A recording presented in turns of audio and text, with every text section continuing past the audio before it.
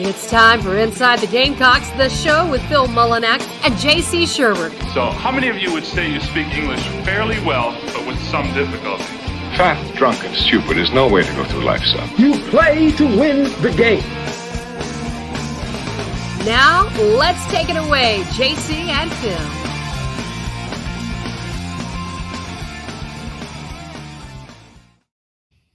Welcome in, everybody, to Inside the Gamecocks, the show. It is presented to you by Express Sunrooms, as always. And we are joined by Jamie Bradford again, who apparently has some community service hours he's trying to fill, and filling in for JC here as he's taking some time off. But we appreciate your good deed, sir. How you feeling this morning? Oh man, I tell you, what a nightmare of a national championship game last night. And I stayed up and watched every second of it, and I watched the post-game coverage, and I woke up this morning wondering why. I should have cut it off when I was talking to Michael Flint in the second quarter. I was like, dude, this thing is over. Yep. And it was over. That was a debacle, but glad I could be here for JC again today. We're expecting him back tomorrow, which is generally my day as well. I don't know if y'all want me in here 3 days in a row, but if so, then we'll do it. And certainly a lot to get to. We've got Brad Crawford coming up today at 12:30 as well, so a lot to talk to with him, Phil. For sure. Yep. And yeah, I was totally wrong on that cover last night, so I'll eat that one. Yeah. I mean, I never thought that – I didn't think they were going to win the game. As the game got closer, like if you were watching a lot of the coverage from around the country, there were people who were kind of just starting to let their feelings overtake everything, and it was this feel-good story and the whole 9 yards. That wasn't not me. You know, myself and you and however many of thousands of people that are watching and listening to this program, if y'all were all in the ballpark the day that I was in Williams-Brice Stadium when Georgia came walking in, I was down there on the field, you know, walking right by them, and I'm like, these guys, this is different than anything that we have seen or will see. And then when you watch the coverage last night, you know, these games are, what do they have, Phil? How many cameras do they have in there for these games? 100 cameras or something? It's crazy. It's got to be at least, yeah. You get every angle possible, yeah. Yeah. So it's a little bit better than just the regular season where you've got the normal 6 to 8, 10 cameras, whatever it might be. And if you were paying attention and watching some of the different angles, just seeing, I mean, it sounds ridiculous. It sounds like we're trying to create a cartoon here, but I'm not. If you saw like the size of Georgia versus the size of TCU, I mean, it really did look like, you know, Division I versus FCS out there from just the, you know, the optics perspective. Obviously, we know that, you know, TCU is a better football team than, you know, some Division II Sisters of the Poor or something like that. But they really are, the way they line up, and you just like, wow, man, these guys are huge and they're fast, and it's like, they put it all on display last night, man. It was a resounding victory for the Dawgs. Yeah, that was something. I mean, it was when I say the word special, I know that nobody here really is a Georgia fan. If you are, chime in the Nana's Porch chat box so we can congratulate you. But it really was a special performance. We've never seen anything like that before, ever. And did any of you, by the way, we'll get to I see a bunch of questions already, and we'll get to all those in just a minute. Did anybody happen to see on the internet today? I found it. It was on Barstool Sports had tweeted it out. Did anybody get to see and listen to Kirby Smart's pregame speech? Did you see that? Yeah, not it's NSFW. So yeah, listen to it in your earbuds. Yeah, yeah. I mean, had we gotten that before the game, and there was still time left to slap money on Georgia covering, I don't bet, but if I did, I would have probably put the house on the Dawgs after that. That was. Yeah, that was. If you haven't heard it, there's a lot of 4-letter words in there. It embodied what happened on the field too. Yeah, well, because when they got on the field, the first time we heard from Kirby was when Holly interviewed him, and she asked him, I don't remember what the question was, it didn't matter, and he had one word, aggression. aggression. I mean, it was like, oh, yeah, I mean, they're coming, and you could tell at the beginning of the game, TCU definitely kind of the deer in the headlights look like, wow, we are here and this is incredible. And look, all these fans came out here to see us, and it was neat. But they just, that was wow, man. Not prepared for the stage. Not prepared. No, not at all. And so that's 4 in a row for the SEC, with of course back-to-back for Georgia. Last year's game was the closest of the previous 4 in which the SEC has won the national championship. The last 4 though really just haven't really been that good of a football game. I mean, you got to go back to the Georgia-Alabama Tua Tagovailoa touchdown pass game in overtime. That's the last time it was really like a good game with a lot of drama at the end. I think, what was the score of that game? 26-23, right? 23. Yeah, 26. I think 23 is correct. Yeah. I want to say 26-22, but that's not the correct score. That was well, they kicked a field goal and then Bama threw the touchdown. Yeah. No. So, the last few haven't been that, capped off by last night. I mean, that was just ridiculous. And so, the playoff, the semifinal games were clearly fantastic, but yeah, I don't know who could we have put in the game that would have made it a better game. I mean, obviously, Ohio State and Georgia played last week, and that was, so we could have done that again. I mean, I continue to think that, Bama was kind of clicking at the end of the year. That would have probably been fun to watch, but the rest of the country would have been, Yeah, I mean, as much as everybody hates to hear it or would hate to have seen it, I mean, it would have been a better game, JB. Yeah. Just hands down. Yeah, I think so. It was a wild night. And in the midst of all of that, the juice is loose. Juice Wells officially announces he's coming back to South Carolina. We're waiting on who everybody knows we're waiting. Spencer Rattler. My intel, honestly, has not really changed on that. It continues to at least look like Spencer Rattler will return to South Carolina. I'll be surprised if he doesn't. And so hopefully that's something that will come out today, Phil, and that will probably add to the offseason hype for South Carolina, because now for the first time in 9 years, they have finished inside of the AP polls top 25. Carolina chiming in at 23. So the first time since they finished 4th after the 2013 season. Yep. And hopefully, it's good to break into that at the end of the year. I think it's indicative of where the program is going. I think there's upward trajectory even still. Juice coming back is, I believe, a harbinger of Rattler kind of doing the same. Yeah, I mean, things are looking up, man. We're right where we kind of want to be, growing. Just need to keep the momentum up, and having Spencer say something today would help, I think, a lot in settling people's nerves and probably influencing some, position and skill players in the portal. Yeah, I certainly agree with that. There are, and we'll touch on a little bit of this later, and we've got Brad coming up too. So obviously Brad covers all the national stuff in addition to covering the Gamecocks. There are, of course, naturally within like 12 hours or less of the national championship game ending, they start funneling out the way too early top 25s for 2023, which are meaning less and less and less because of the transfer portal. I mean, you don't know who's going to be here in 5 minutes, let alone in 9 months. But wonder how many of those lists TCU made. Yeah, I know. So they were, what were they before the season? They were 200-1 odds, right? All right. Mm-hmm. Okay. So somebody got close. I mean, somebody out there was somebody laid $20 and was crying about almost getting it. Yeah, like what's the cat's name in Texas, Phil? Mattress Mac. Oh, Mattress Matt. Yeah, I think it is that guy. Yeah, Mattress Mac. Oh, yeah. He throws like millions of dollars at the Astros like every postseason. He'll lose $20 million and win $30 million. No. Well, you got to figure, how's the mattress man that liquid? Guy sells a lot of mattresses, man. It's a front. It's got to be a front. Yeah. It sounds like it. The Nana Sports chat box is making me hungry because I have not eaten today just yet. But it's open. Craig, right on cue with what we had said. Georgia's D-line all look like clones. How many 6'5", 330-pound dudes can they trot out there? A lot. Yeah, right. Yeah.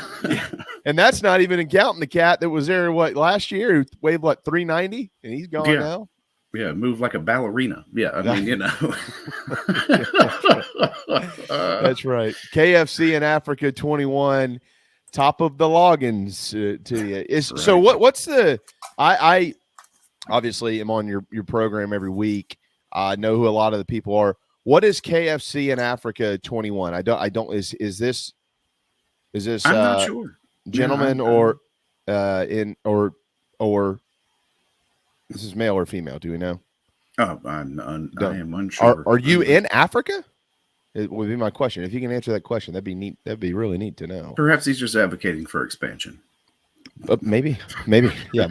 Clint says he's got a meeting. I'll see you around noon. Well, that sounds good. That's right. See you then. We'll see you then. GC fan juice was great news. There's no doubt about that. Trevor, glad I worked the second shift so I can catch the show just about every day. Well, on behalf of JC, I'll let Phil speak for himself. We're glad you can be around. Thank you. Always happy to have everybody in and interacting.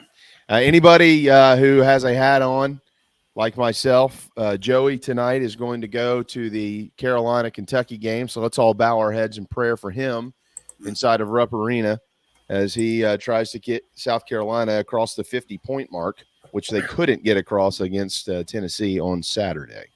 We are praying for you, Joey. Best of luck, my friend. Been there before, and it's a house of horrors for South Carolina, I think with the exception of twice. I know in 97 – we went up there and beat them on Senior Day to win the SEC championship. You probably remember that well, Phil. Yeah. Mm-hmm. And we've beat them up there since, and I can't remember what it was.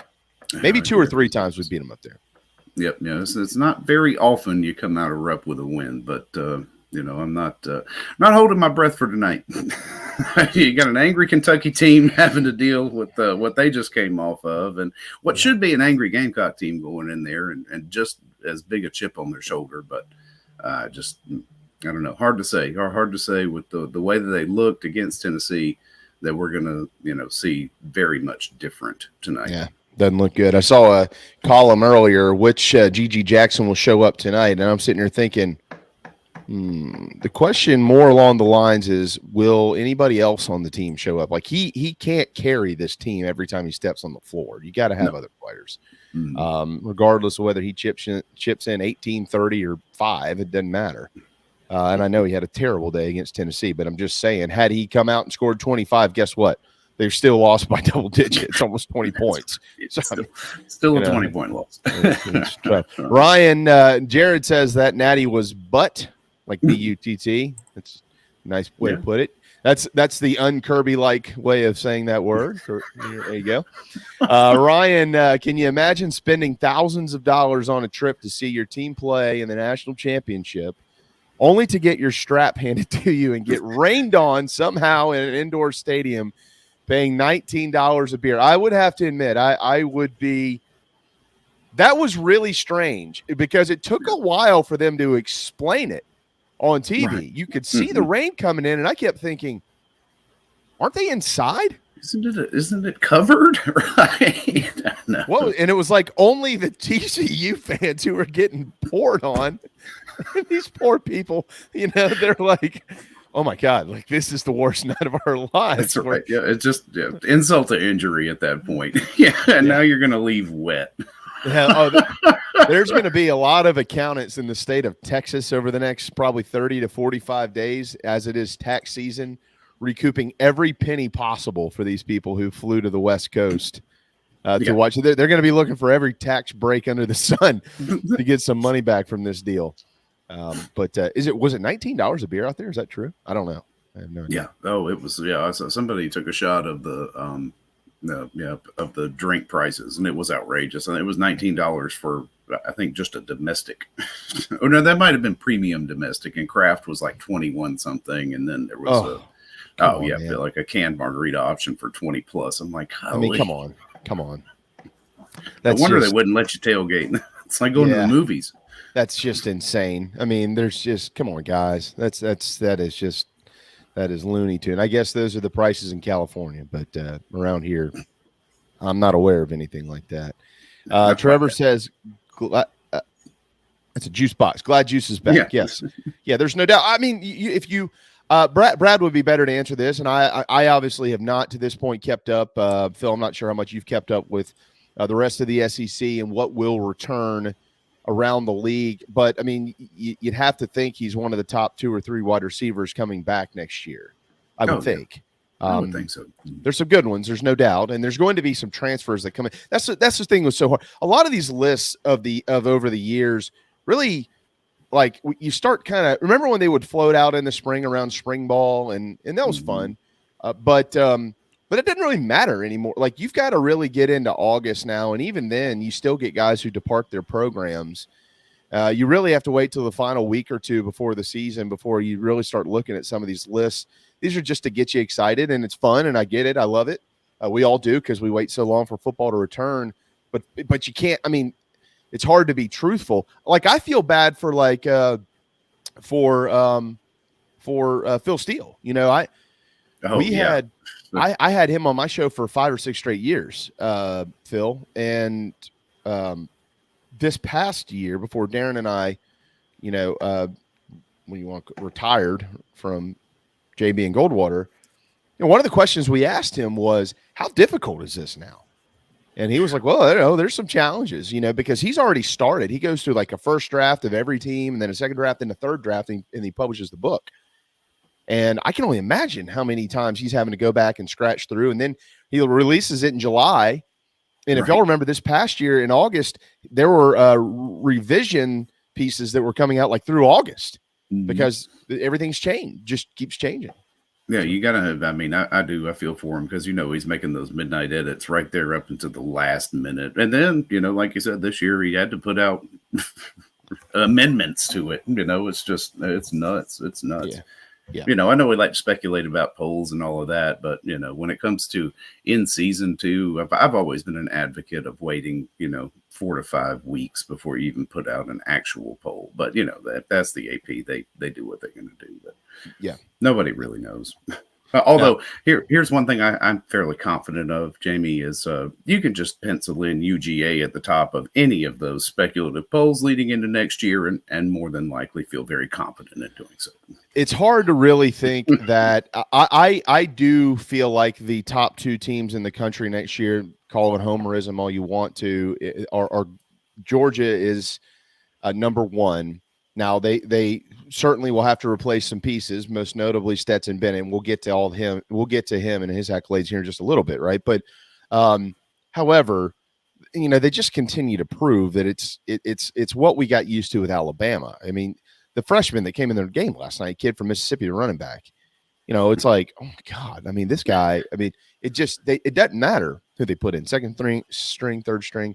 So with all that said, it's really hard for me to think Georgia is going to be number 1, but Alabama certainly feels like they have reloaded again, like much more reloaded, even with the losses of Bryce Young and Will Anderson and others.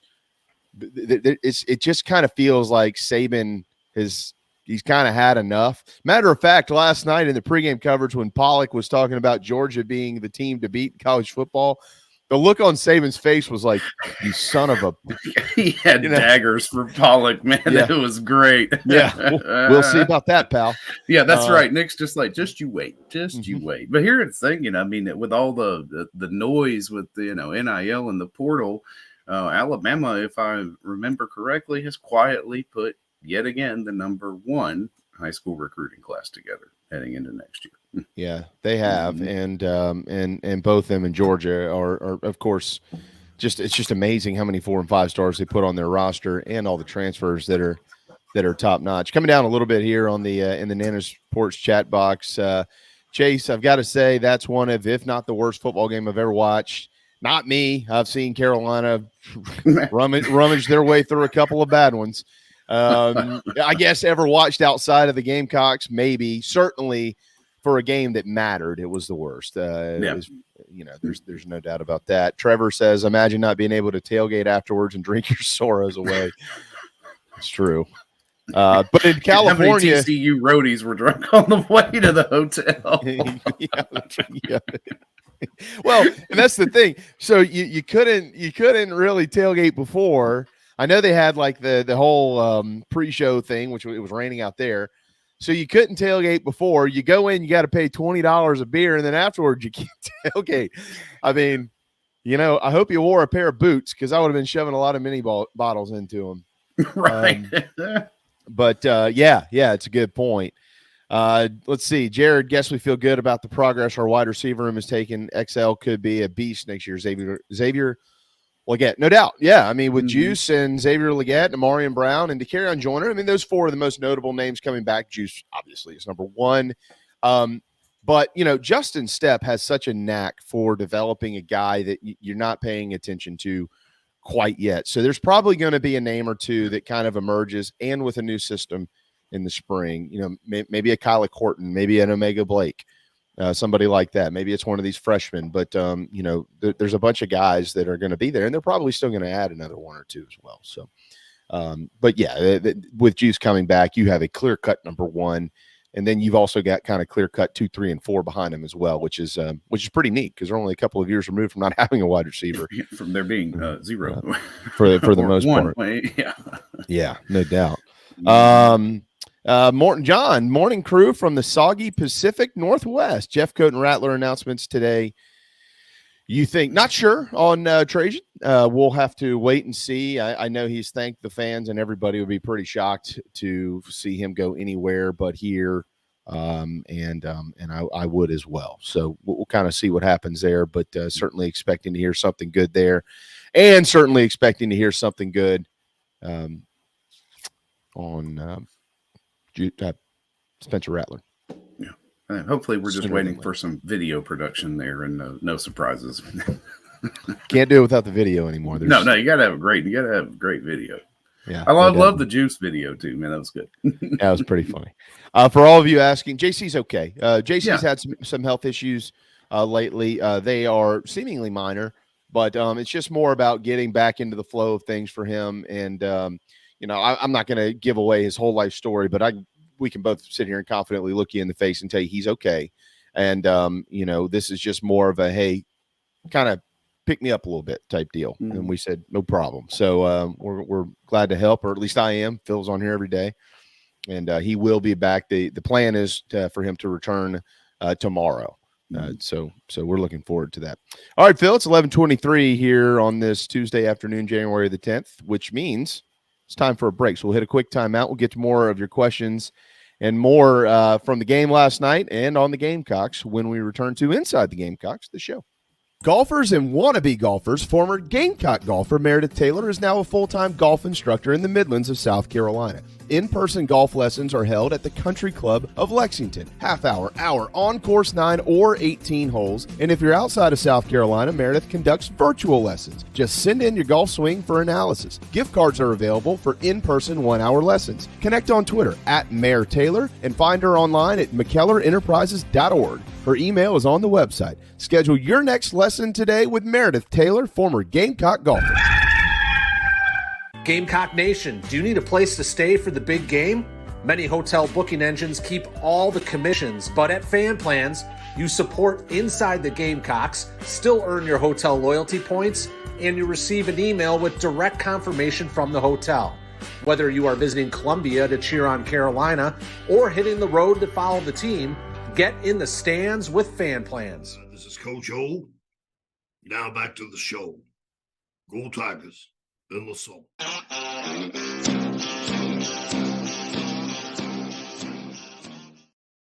And we are back, everybody. Inside the Gamecocks is brought to you by the Express Sunrooms in Columbia. Give John Barber a call, 803-446-4662 to schedule a no obligation consultation.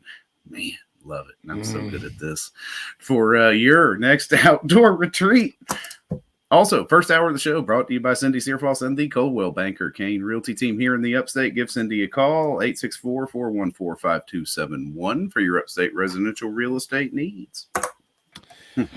So, all right. I'm not a those of you that kind of know me by now, I don't like to bash coaches and pick people apart and things like that. That's enough of that in chat rooms and Twitter and everything else. But man, this whole disrespect card that Kirby Smart was playing was really kind of bizarre. I mean, it almost to me felt like a page out of Coach Saban's playbook, because that wasn't necessarily for the fans or the media.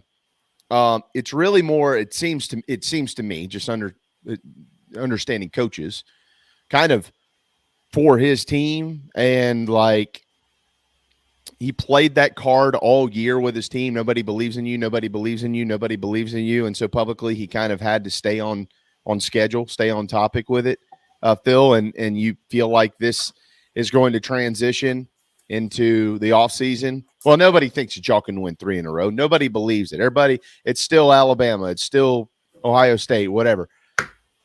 But like, it was pretty interesting watching the coverage, because Herbie and Fowler and Reese Davis and Scott Van Pelt and all these guys on ESPN last night kept kind of saying, nobody was doubting you, Kirby. We kind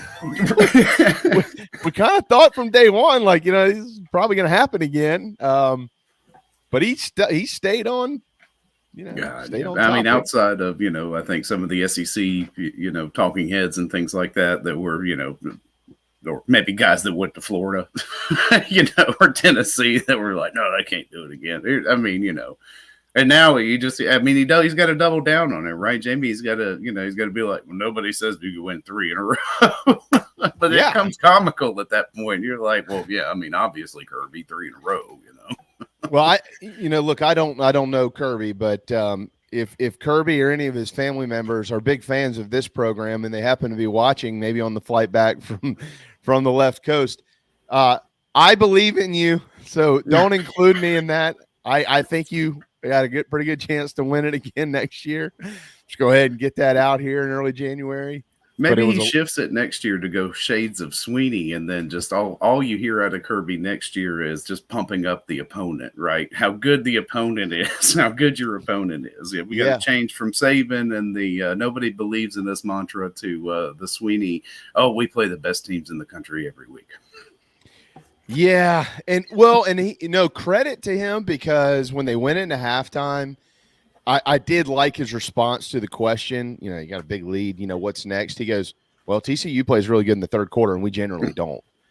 And that was almost like, because what was the score? 38-7, right? So, okay, all right. So, kind of playing that card, Phil, like this wasn't going to happen. But I mean, if TCU came out and let's say they had a good quarter where they hung 14 on the board and Georgia didn't score because they were asleep at the wheel, and it was all of a sudden 38-21. You one more touchdown and it's 38-28, and you are okay. Are we getting a little tight here? What's going on? So as a coach, I get it. You have to guard against that. Now, let's snap back to reality, as Eminem once said. Right. There was not anything that TCU was doing that matched up with Georgia. Like, Todd Monken was beyond brilliant as an offensive coordinator. Will Muschamp had that defense so well prepared. Everybody, not everybody, but there were people who were pointing to TCU's tailback being out. And I'm like, dude, the backup tailback ran for like 150 yards against Michigan, who had like the second-ranked rushing defense the week before. Georgia is just that much better. I mean, they're just that much better. Right. Yeah, it is. It really just drives up the stake through the heart of people who are like, well, you can still win it with, a group of 3- and 4-star kids who just play together and gel and all of this. And it's like, man, the talent on the field really just showed out last night. You could just see it. They're just bigger, stronger, faster. Yeah. And, not to downplay any of the coaching aspects of it, because obviously this team is very well coached, and is playing their hearts out for, all the reasons. And it was just on full display last night. It just, the offense was told that they were playing a Big 12 school and, showed up just like a Big 12 school would. Just like, oh yeah, we can put 60 points on. Let's go. Georgia just has so many mismatches. It's just ludicrous. You know who else used to do all that underdog stuff? Come on. Lou Holtz. Yeah. Oh, Lou. Yeah, I wasn't even thinking about that, but you're right. You're right. Yeah, this school out here. Yeah. Every week, I can't do the Lou voice like JC can. God bless him. I wish he was here to do it, but Lou could do it better than it didn't matter who you were playing. No. They were the best team in the country, and he found one thing every week as to why they were going to beat you. But, that's right. We got to be more physical. I love it. Yeah, you're right. I mean, that was whatever you could do to motivate your players. But, and it was funny. You mentioned, Kirby talking to Holly before the game. He even brought it around. He was like, we're going to be the hunter tonight. So that was his full circle from that, what they were asking him, I think, at media days, where it was like, where do you feel like you're the hunted? And it's like, we're not the hunted. We're going to be the hunters. Okay. Well, they were. Yeah, they were definitely the hunters. All right, so I'm going to ask an unpopular question here. Feel free to attack me as you may. What is Stetson Bennett's legacy if he's playing in a place like South Carolina? Like how good is he? I mean, I'm not trying to take anything away from this young man. I mean, he has two national championship trophies back to back. Tommy Frazier did it. AJ McCarron did it. And who else did it? Was it Leinart? Somebody else did it. Matt Leinart. Was it Leinart? So I can't remember now, but I don't either. All right. So, but I mean, when you again, this, I don't mean this at all disrespectful. I mean this is more as a compliment to Georgia. But when you watch Georgia play, like they have the best tight ends in the country. They have the best receivers in the country. They have the best running backs in the country. They have the best offensive line in the country. Now, Bennett, and I see Craig's comment here at the bottom, he makes unbelievable throws. He does. There's no doubt. I'm not taking anything away from him. There's also a lot of plays that are just like he also throws a lot of balls that like aren't also unbelievable, but he just has a better player on the other end, and they catch the football. So like here's my point. One or two throws that Georgia catches in a game probably picked off in some other games. There was one or two last night that Georgia caught that I can't remember. One of them caught it, and then the tight end caught the other one. Where you watch another game, and half the time it's either batted down or it's probably intercepted. Mm-hmm. But you don't have that at Georgia because he literally – I mean, everybody that you saw play offense last night at Georgia, this is my thought on this. Every single one of them is going to the NFL. Name one that can't or that isn't, because they all are. Right. Okay? Mm-hmm. So if is Stetson Bennett, like we will hold him up forever as a winner. And Georgia, I mean, quite frankly, if he's not the greatest dog of all time, he's one of the top two. I mean, you got Herschel, and there's a bunch of other really good ones, but nobody with his resume. No. Okay. Mm-hmm. So, but if you put him on a really good team in the SEC, not Georgia, but maybe you took him to Tennessee. Tennessee was a really good team. Or an LSU or an Ole Miss. How good is he?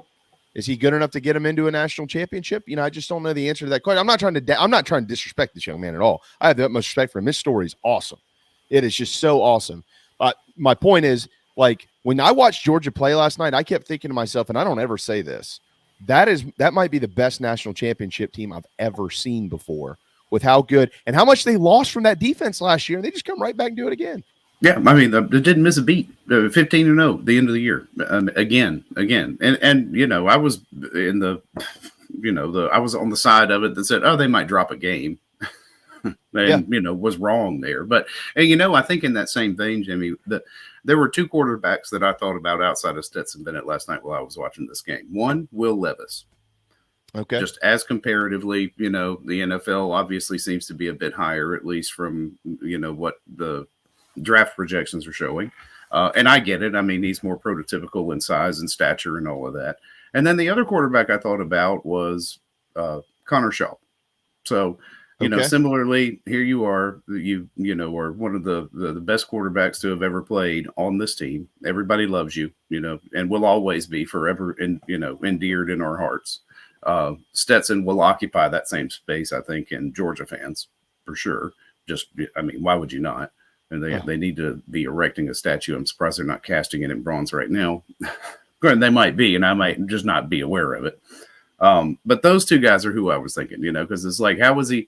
Does he have designs on the NFL? And if so, is he just going to be like a very late round flyer for somebody who occupies some practice squad somewhere, or is somebody going to give him a chance? I think he gets a chance. I was talking to Flint last night on the phone while we were watching the game, and Flint was like, dude, he said Chase Daniel has been in the NFL for 12 years. The guy's made $30 million. And he started about 5 games. You know, he's just a guy who, I mean, remember like Charlie Whitehurst, for instance. Mm-hmm. You know, like Bennett's he's a winner. And I think we've seen a couple of people here already say that in the Nana Sports chat box. And he is, like Ryan says, he makes plays with his legs, has an above average arm, just knows how to win. Absolutely. You know, that was very much Connor Shaw. Yeah. And somebody else mentioned him as well. Ryan said that, just like you did. He has a lot of Connor Shaw in him. I think that is a really neat comparison. It would have been neat to see Connor Shaw with that offense, just based on what we knew about Connor. Daddio asked, how many degrees does Stetson have by now? So that's an interesting question. I really don't know, but I do know this. I saw a picture of his jersey last night. Others with the same Georgia jersey on who have graduated from Georgia have SEC graduate patches on theirs. He did not have one. That's his most impressive stat.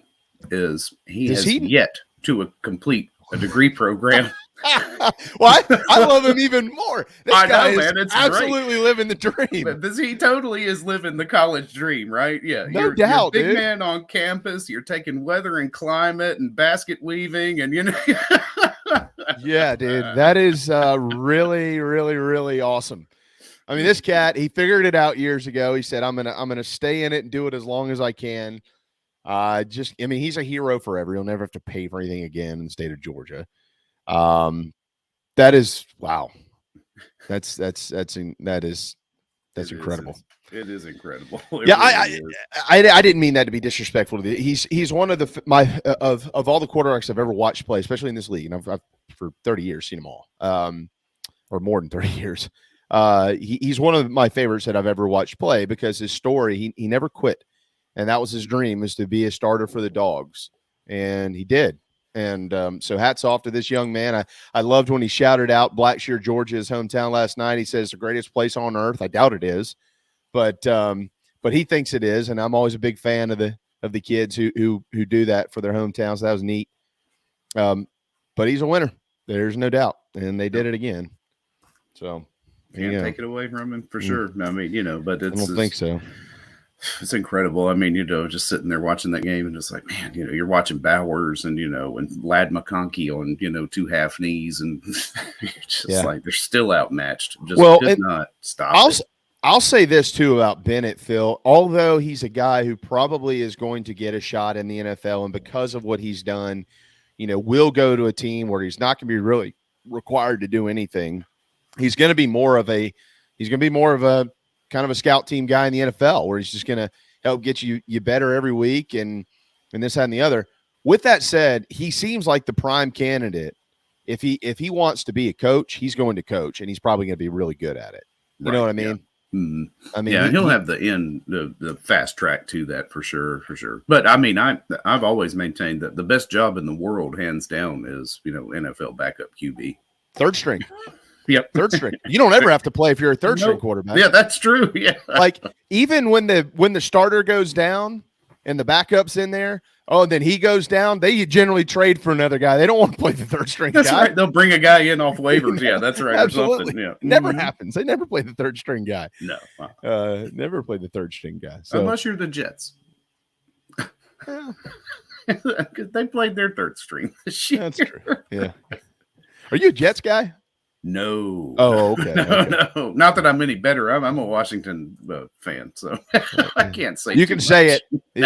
They're still the Redskins in my They are, book. and will always in my heart be the Redskins. That's for sure. Yeah. I'm waiting on somebody to bring them to Congress to overturn the name or something like that. You know that somebody someday is going to try to do that, and the Cleveland Indians. Yeah. I didn't mind the football team when the year they spent as the Washington football team. I was like, all right, I could get behind this, but I know we're going to change it to something stupid. But yeah, the Cleveland Guardians. Where'd they come up with that? Golly, I have never even said that word. They're just always going to be the Cleveland Indians to me, and I'm just waiting on the day when somebody tries to burn my world down by trying to cancel Major League 2. And for that matter, Major League 3, even though it wasn't a good movie, but it was filmed here in the Low Country, and I know a bunch of people that were in it.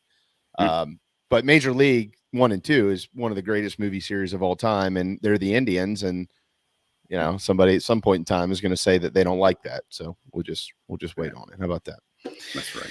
Yeah.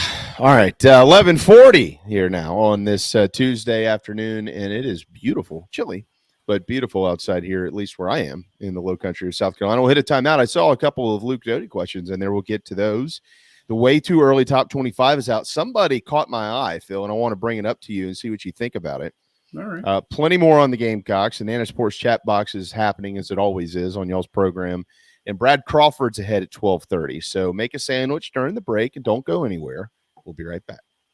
Hey, man, are you sick and tired of your business computer guy? Yes, he takes forever to call me back and doesn't always respond to the requests. Yeah, same here. I'm paying him good money. I constantly have issues, and I'm worried he's not backing up my network and securing it properly. You know what, Phil? Let's ask Stone Blanton. Hey, JC and Phil, if you want a solution to your IT problems, give Heritage Digital a call. Our boy Matt Odom has a low-cost, one-price solution that will get you running right. Call 843-699-1001 or heritagedigital.com and ask for Matt. He will hook you up today and tell them Stone sent you. If you're looking to sell or buy multifamily property right here in South Carolina, the Burgesson team of RE/MAX at the Lake can help you get to closing fast and easy. Adam and Derek Burgesson both are very proud Gamecocks and are more than happy to assist you with any of your commercial real estate needs all across the state. You can email Adam at aburgesson@remax.net. That's ABERGESON at remax.net to get your next deal underway. The Burgesson team, proud sponsors of Inside the Gamecocks. Family vacations, a new car, a new boat, all cost money, but you don't necessarily have to make more to afford any of that if you can save cash that's flying out the window now. iHelp Consulting can help you finally get the kids to Disney World, upgrade the minivan, or drop that new boat in the water next summer. Let Daniel and iHelp Consulting consult with you. No fees, just savings. You pay them a percentage of those savings. Save on essential services, credit card fees, you name it, let them find it. These folks are incredible. iHelpConsulting.com. How can I help you? This is freshman All-American Nikki Memorial of the Carolina Gamecocks, and you're listening to The Show with JC and Phil.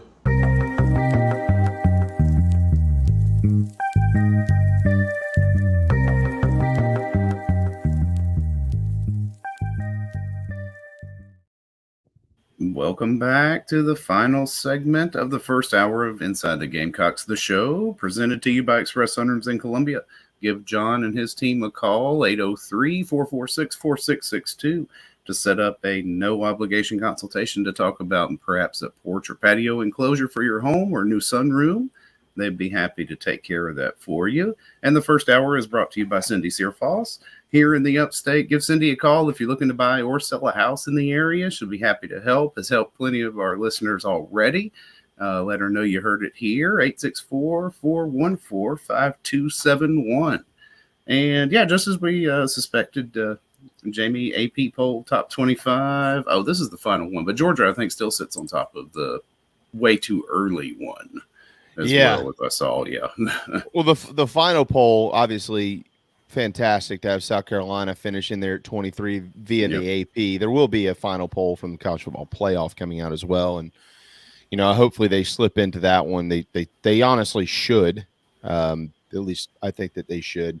The AP polls final top 25 has 3 of the top 6 out of the SEC.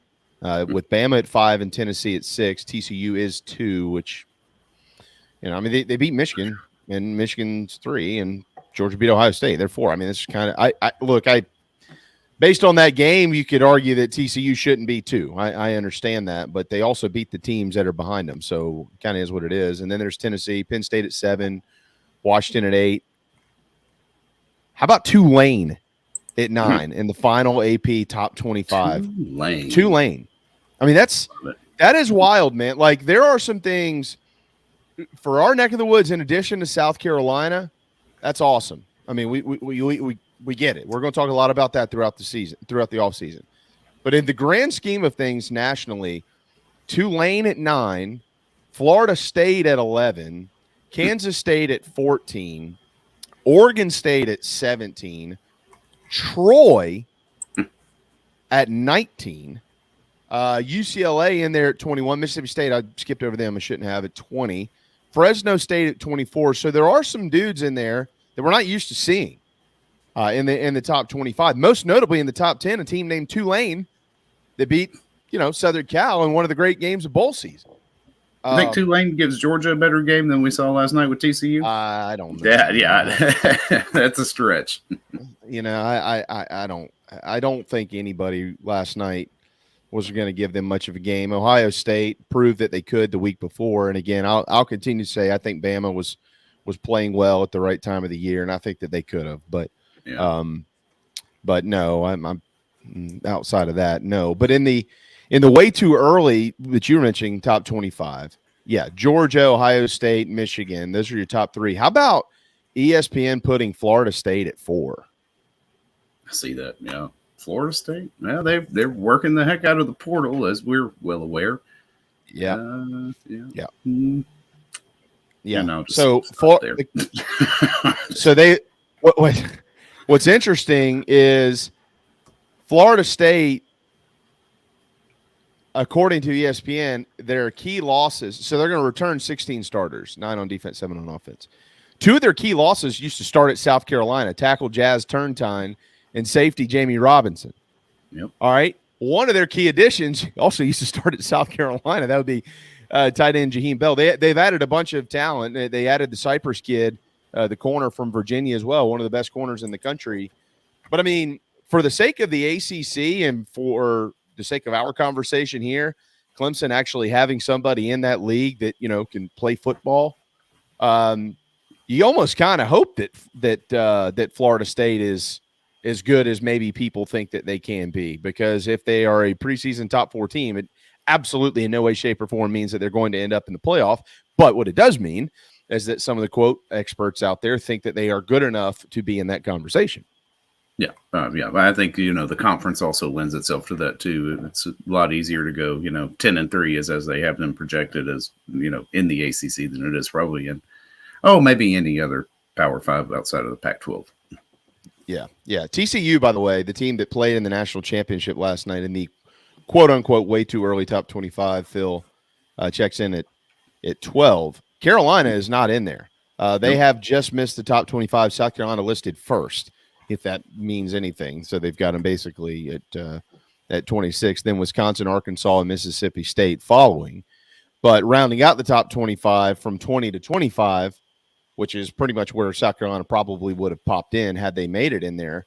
You've got Ole Miss, North Carolina, UTSA, like Texas San Antonio, Texas Tech, James Madison, and Iowa. And I'd like to think that Carolina's better than both James Madison and UTSA, but they're not in that. But you know what that means?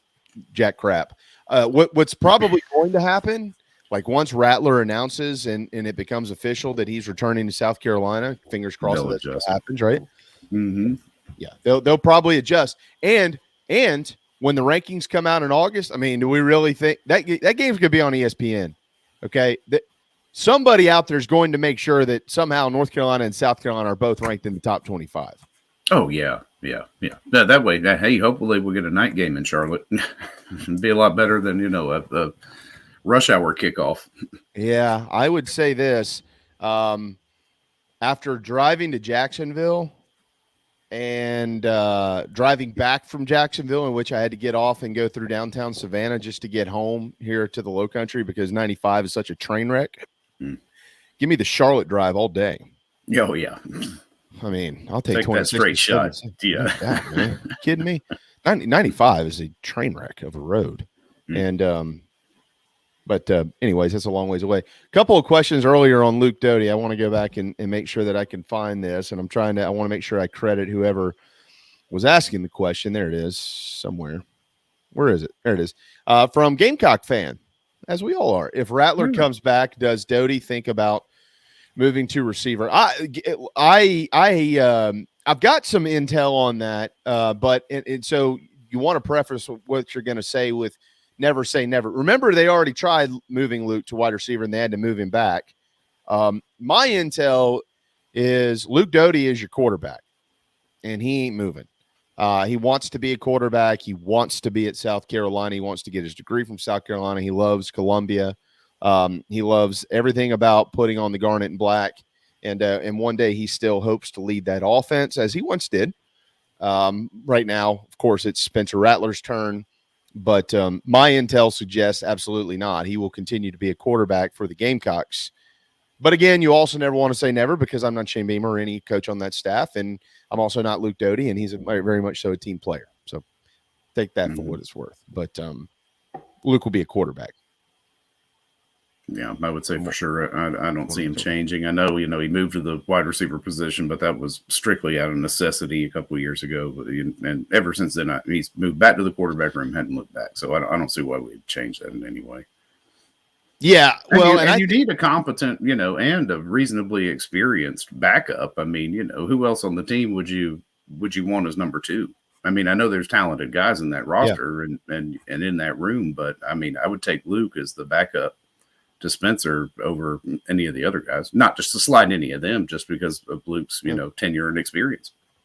Yeah, no, I agree. And I see here that Jared on the Nana Sports chat, or in the Nana Sports chat box, says such BS about Sat not including the entire QB room in meetings. I saw that report. Was that in the VIP room last night? Was that from Whittle or who was that from? That was either from John or maybe Hale. I'm not sure, but I did see the report. Satterfield spoke yesterday, I know, when I had some things to say. Yeah, I did. I didn't read too much into that. I didn't either. What it is. I'm like, whatever. Not our problem. But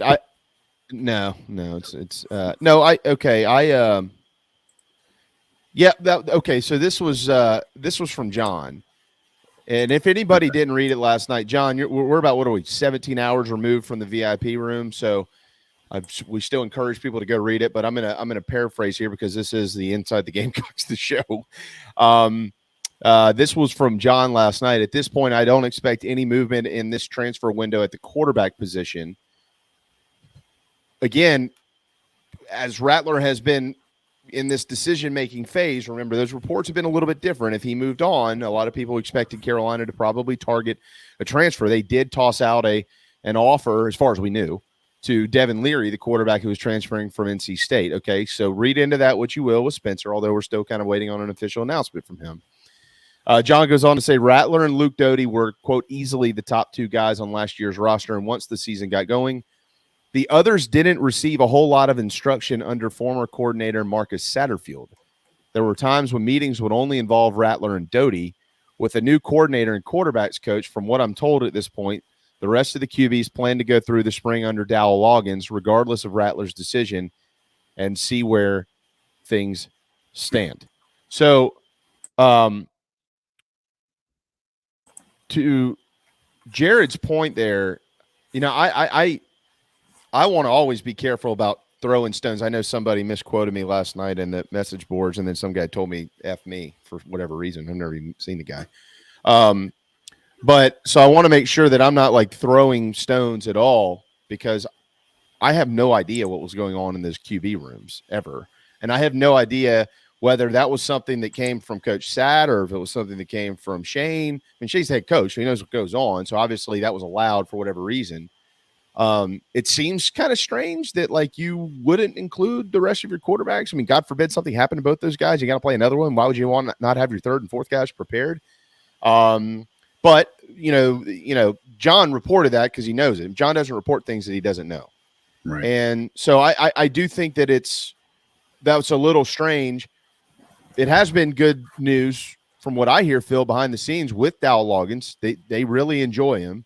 And I do think that there are some things that are going to probably be changing. And I'm excited to know that all these quarterbacks are willing to go through spring practice so they can understand what the future of this offense is going to look like with the new leadership. But that was a little bit strange, with that report. I'd like to know more about it as to, I mean, it's not like the offensive coordinator just didn't talk to the other quarterbacks. I mean, clearly they did. They practiced, they were there, but like, what were these meetings like? What was it for? I just don't know. I don't know, but it certainly seemed strange when I read that report. Yeah, it definitely is, especially considering that Satterfield was also, the quarterback's coach. Why would you not, assuming that all of this is true, have everybody in there? If not, but for them to have that experience of what it's like going through game plan, weekly, preps, mental reps, things like that, tape. I mean, why not expose them to that? I don't know. I mean, maybe I don't know. I mean, maybe they were, and that, that is, I don't know. I mean, I'm not trying to throw John under the bus, and I'm certainly not trying to throw anybody else under the bus. I just don't know. When something is phrased like that, the others didn't receive a whole lot of instruction under former coordinator Marcus Satterfield. There were times when meetings would only involve Rattler and Doty. So not always, but there were times when, and a whole lot of instruction. Remember, those are John's words. So it wasn't always, but I don't know. It just seems, what it seems like. It seems a lot, yeah. Yeah, I mean, it seems a little odd that you wouldn't have them in there. I'll be honest with you. Yeah, it seems NFL-ish. It seems NFL-ish is what it seems. It is. Yeah, it is very much so reminiscent of that. It was like, no, these are the two guys we're going into the game with, and everybody else can just, pretend to be the opponent. Yeah, yeah, exactly. And perhaps that's what they were doing, and I don't know, because you only get to travel with almost 2/3 of your team if you're away games and things like that. So, maybe you're just focusing everything you have on the guys that for 100% are going to be there. But like you said, that reeks of NFL. Yeah, it does. And it was certainly at least attempting to be a quote unquote NFL system.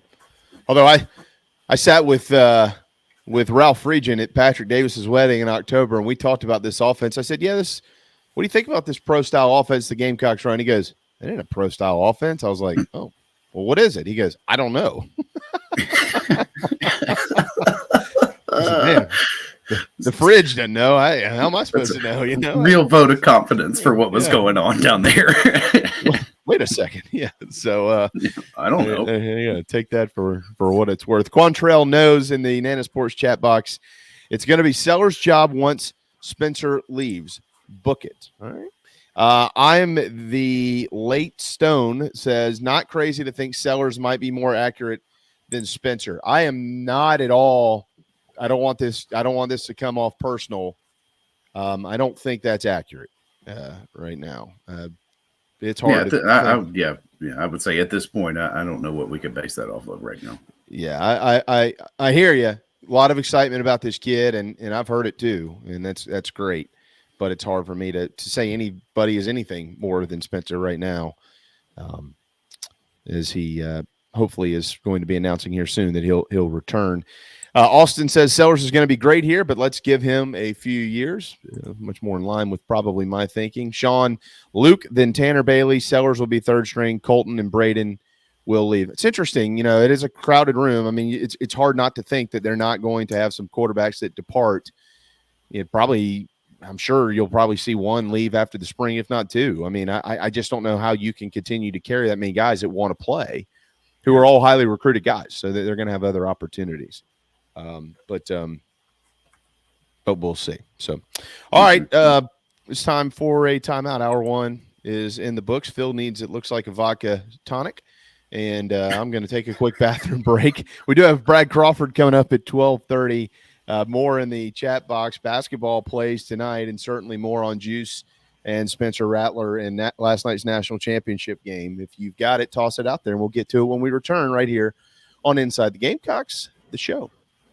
Just as your State Farm agent combines good neighbor service with surprisingly great rates, you can combine your home, auto, life, or small business insurance with Tony Pope State Farm Insurance today. And guess what you'll get? That's right, even more good neighbor service with surprisingly great rates. In fact, Tony Pope State Farm is your go-to agent anywhere in South Carolina, North Carolina, or Georgia for the service you deserve at the price you want. So try combining your home, life, auto, and or small business insurance today.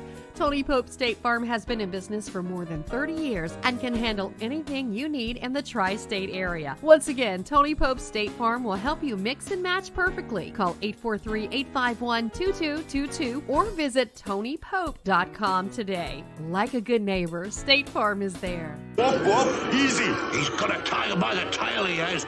He better hang on too. People have spoken. Nana's Porch was voted the third best food truck or trailer by the Charlotte newspaper Public Poll. Also, their pimento cheese took third in a contest exclusively for products made in the state of North Carolina. I will let Noah Hall tell you about the rest. Nana's Porch, Southern cuisine with an uptown twist. If you're in the upstate of South Carolina and are in need of residential real estate services, Cindy Bass Searfoss of Caldwell Banker Kane is for you. Ask her about the village at Creekside, all of her listings in my hometown of Spartanburg, South Carolina, right there on Daniel Morgan Avenue, married to a lifelong Gamecock fan.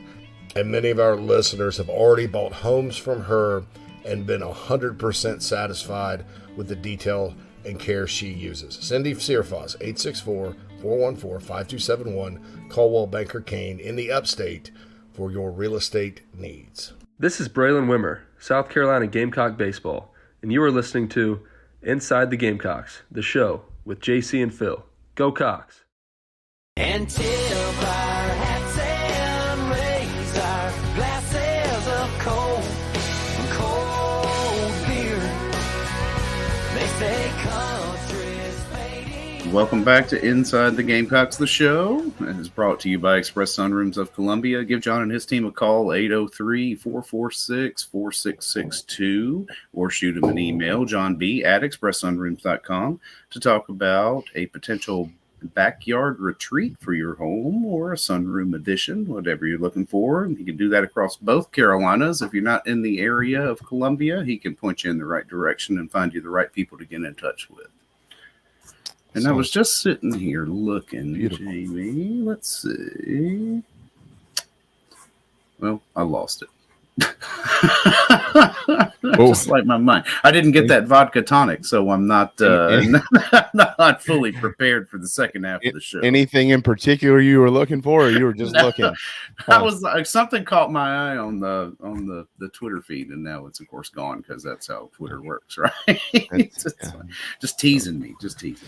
I will say I am as I just speaking of Twitter, I just saw it on there. I'm just really in the dumps right now with this whole break between the first part and the second part of this season of Yellowstone. And I have not gotten into that. I have not. Man. My sister was telling me about that. She was like, y'all need to watch this. I'm like, yeah, all right. Yeah. It is really, really, really good. And that 1923 is on a little bit of a break, I think, until February 5th.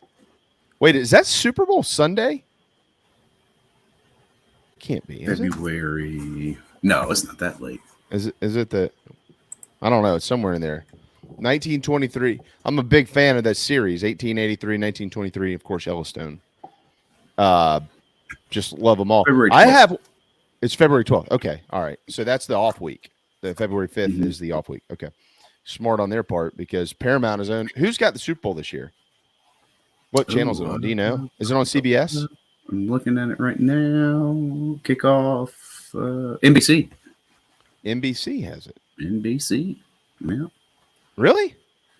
Yeah, that's what it's showing here. Yeah. 57 will be played February 12, 2023. Kickoff slated for 6:30, which is 4:30 local time. Where are they playing that it's Mountain time?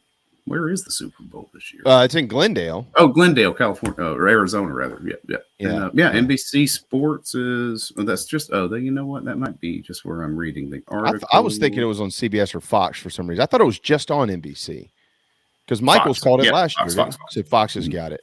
Okay. Yeah. All right. Mm-hmm. Well, then there you go. I've been hyped up on that, and I will say this too. Again, we got Brad Crawford coming up at 12:30, and plenty more to get to on the Gamecock side of things, with an interesting comment from the Mac and Dino podcast there. If anybody has not seen it, just a quick show recommendation. Anybody that has Apple TV Plus, Echo 3 is outstanding. And the final episode airs on Friday, which means it releases at 9:00 Thursday night. It is absolutely outstanding. If you have not seen it, about a girl who disappears down in Columbia, not South Carolina, the country, and she is married to Special Forces, and her brother is elite Special Forces. It's the story of her. So it's really, really, really awesome. I think it's 10 episodes, and if you start watching it, you'll be up all night. It's crazy. It's quickly moved into my top 3. I don't know if anybody can ever overcome Sons of Anarchy, but it'll always, it's up there, top 3 or 4. It's really good. Nice. Mac and Dino podcast. I sure do love these guys and miss them from when I used to be on every day. Hope y'all are well. Spencer Wells, the best duo in the league. If he comes back, have full confidence in this staff to develop players and have them ready to play. I can see us winning double digits next season. Certainly hope so. That they can do that.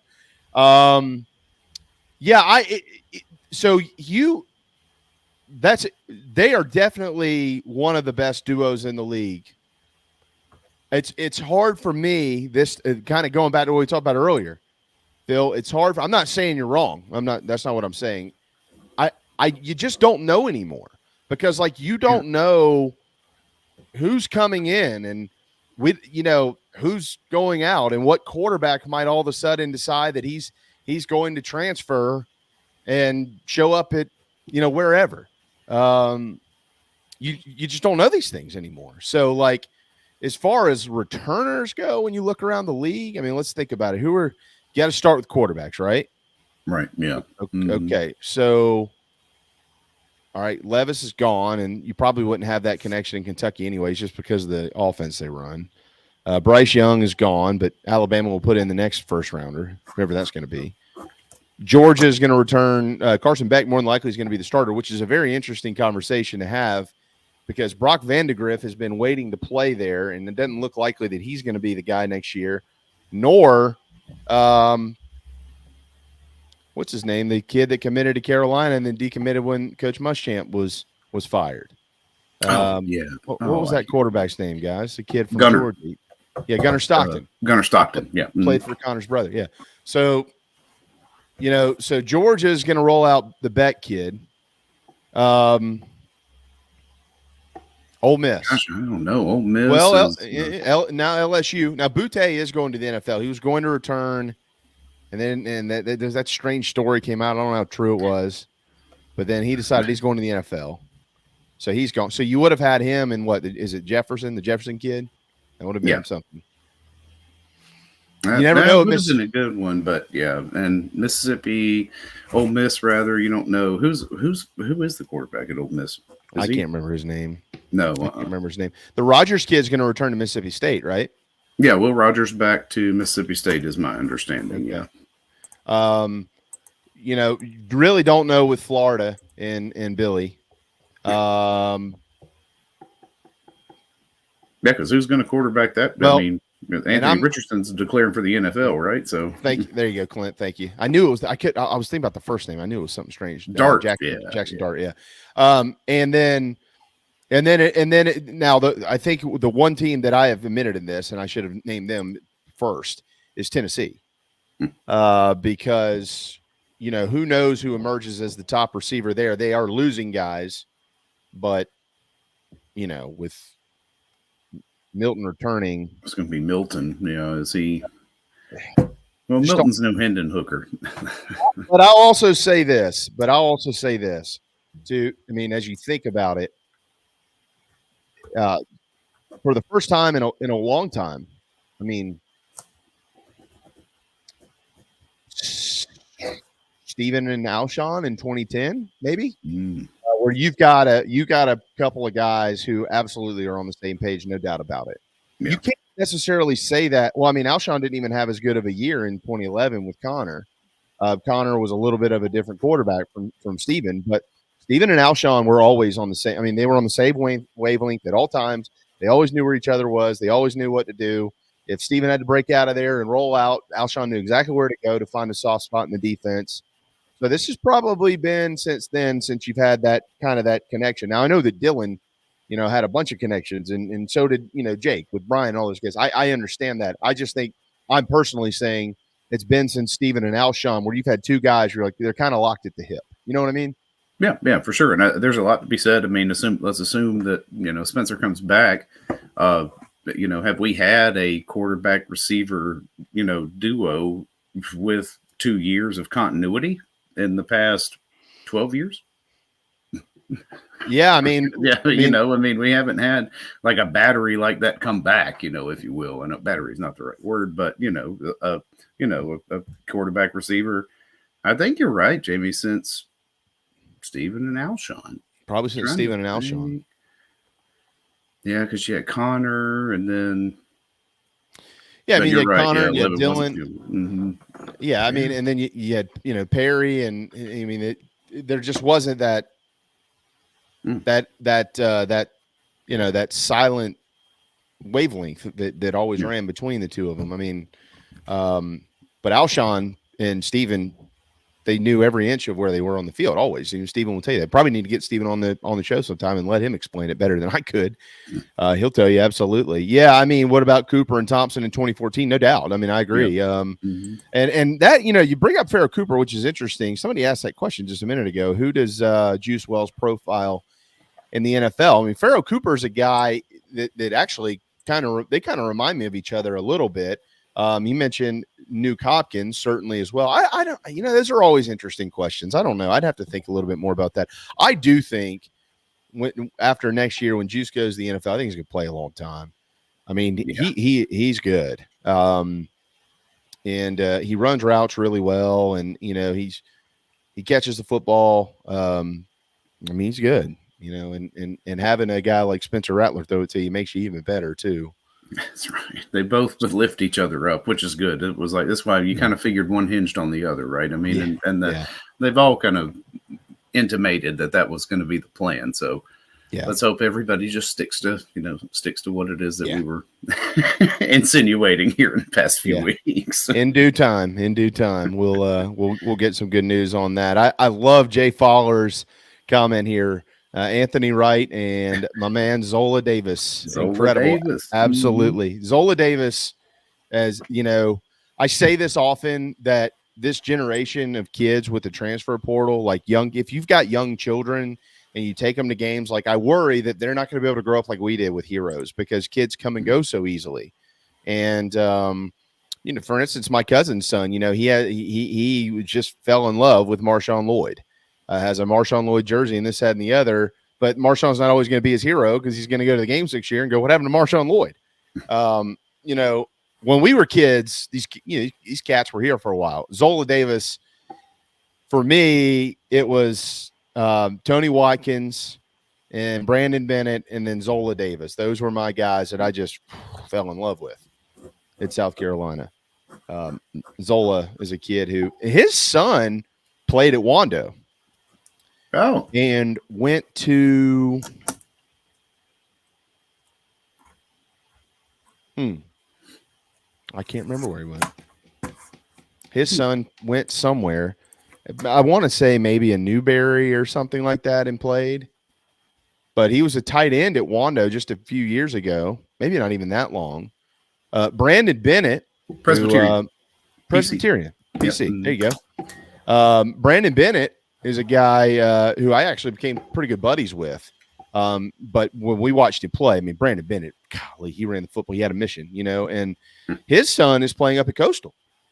Braden, pretty good player. Pretty good player. I know that and this was during Coach Muschamp's era. I know they were really hoping that they would recruit him. He was a little undersized. I think he only made about 160 pounds, 165 pounds up there in the upstate. But he's had a great career at Coastal. If you look up his numbers, you're going, wow, this kid's really good. Mm-hmm. So, Clint, didn't Zola go to Burke High School? He did. Yeah, he did go to Burke High School. He's from North Charleston. I think they live. I don't know if they live in Mount Pleasant still. I don't know where they live, but yeah, that was a lot of fun. Mac and Dino says Kenny was my favorite player for the Gamecocks. Remember him coming to the Boys and Girls Club before he got drafted and played basketball with us. So there is a statute of limitations on cheating on a test in college, right? Like, can anybody come back and can anybody come back and get mad at me or the McKinley family or anything like that? I'll tell you, this is a neat story. It wasn't neat for Kenny at the time at all. We were in a business class, and Kenny and Bobby Wallace, myself, Drew Martin, and Trent Klein from the baseball team. We all sat together, and Kenny came into class one day. Kenny wore these big jean shorts, and he was the nicest guy in the world. But it was always funny to see him walk into class because he's big. You knew when he walked in, you didn't have to look up. You just saw the jean shorts coming through the door. And Kenny walks in and comes up and he sat down next to me and he said, "Yo, man, you ready for this?" And I said, "Yeah, I'm ready." And he goes, "Man, I don't know anything that's on this test. You mind if I look off your paper?" And I said, "Yeah, okay." And so they pass them down. And in this class, they had two colors. Okay. So like you had to pass it down, and one takes a pink one and one takes a blue one. So because they were two different exams. All right. I'm not going to say who the professor was, but he greatly loved athletes. So we shuffled the papers to where we both had pink. And we sat next to each other, and it was like a classroom, like a theater almost, where you had the staggered seating going up, and under the Coliseum. But he sat right next to me, and every time I turned a page, Kenny turned a page. Every time I turned a page, Kenny turned a page.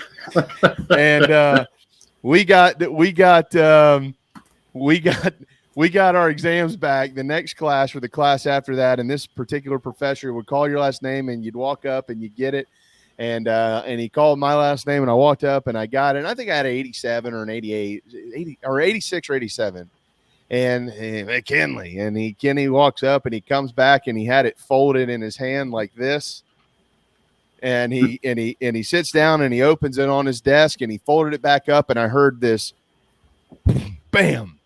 And I looked over and his head had hit the table. And I said, Kenny, what's wrong? He goes, "Man, what grade did you get?" I said, "I got an 86 or 87, whatever it was." He said, "Man, I got a 32. I said, "Wait a second. That's the last exam of the year. That can't happen." He missed one question and it made all the rest of them wrong. So after the class, they asked, "Well, were you two cheating?" "No." "Oh, really? Well, how is it right here? Y'all were all on the same page, and then right here they were all wrong for Kenny." I said, "I don't know." Kenny ended up passing the class, put it that way. Yeah, right. It was one of the funniest days when we went and ate lunch afterwards, and then we were trying to figure out how this thing happened. But he was one of the nicest kids ever, and when he passed, that was just awful. Oh my gosh, it was awful. Yeah. But man, he was so much fun to watch. We could go back in time and do Gamecock stuff all day. I'll do that until I'm dead. I got no problem at all.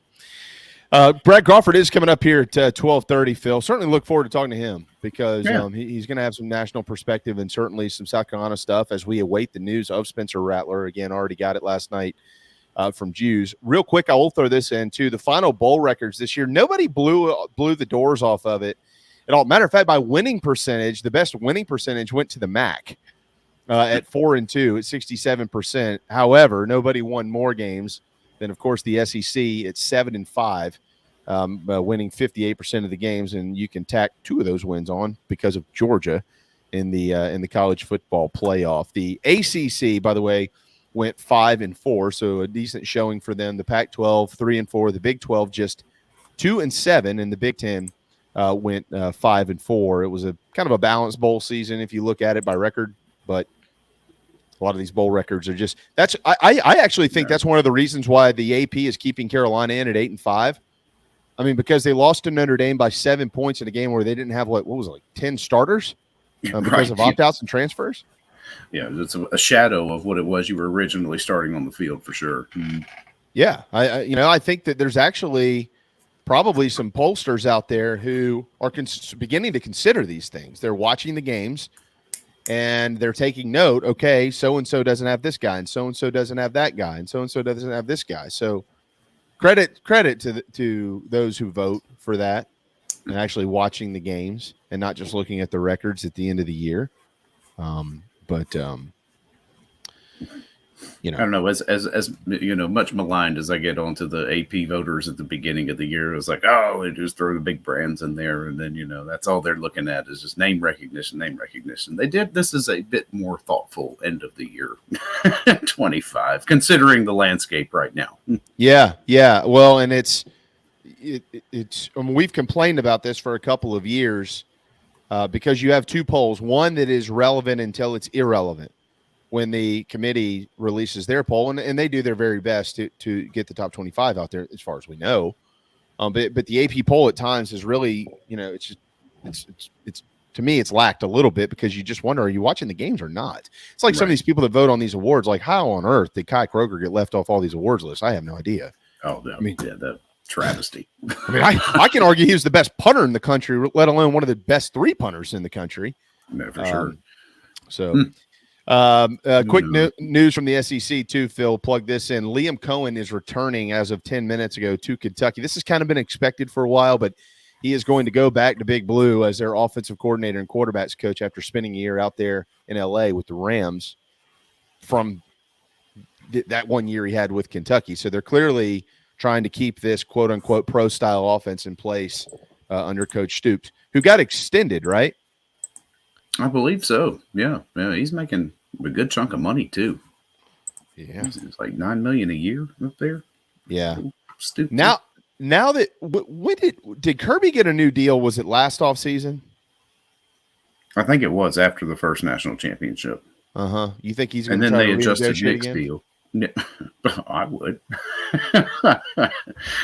I'm sure there were some triggers in that contract too. If you repeat and all this, it'll step up, either that or a step increase. But I don't know. I mean, it's a contract should be publicly available. They are a state-supported school, so. Well, I know it was August the 4th is when they the new contract came out. So that was just a few months ago, which was for $112 million over the course of 10 years. But he just won another national. He got a $1 million bonus to win the game when they won the game last night. So, he definitely got a bonus for winning the game. Yeah. Let's see. Yeah, because that was 112.5 before bonuses. Jeez, it's insane. His buyout right now, which I mean, it's not like they're going to fire him, but his buyout right now is $103 million. Jeez. That's nuts. Yeah. I mean, think about it this way. You've got 10 years to make $110 million, or just go out there next year and lose, play all your fourth and fifth stringers and scratch and claw your way to 4 or 5 wins, get canned and see if they won't give you $100 million to walk away. Yeah, that's right. And you wait a couple of years, maybe that goes down to 90, and then they just pay you 90 to get out of there. Not a bad payday, Take a bit of a hit, but No, looking at it like the way they have it structured, it's 9.9 base, and then 9.9 plus his 600 base for next year. So 10.5 will be what Kirby makes next year before bonuses. Wow. That's just unbelievable. Nice work if you can get it. Yeah, I would say so. That is not too shabby. Did they pay Kirby more than Saban now? I thought Saban's. I think he's got that little rider in his contract that says, you know what, I'm not going to be anywhere but number one in the conference. It's an escalator, right? So anytime he goes over it by like $100,000 or something, is that it? Yeah. Because somebody else used to have that. Was it Les Miles? Did Les Miles have that? Was it?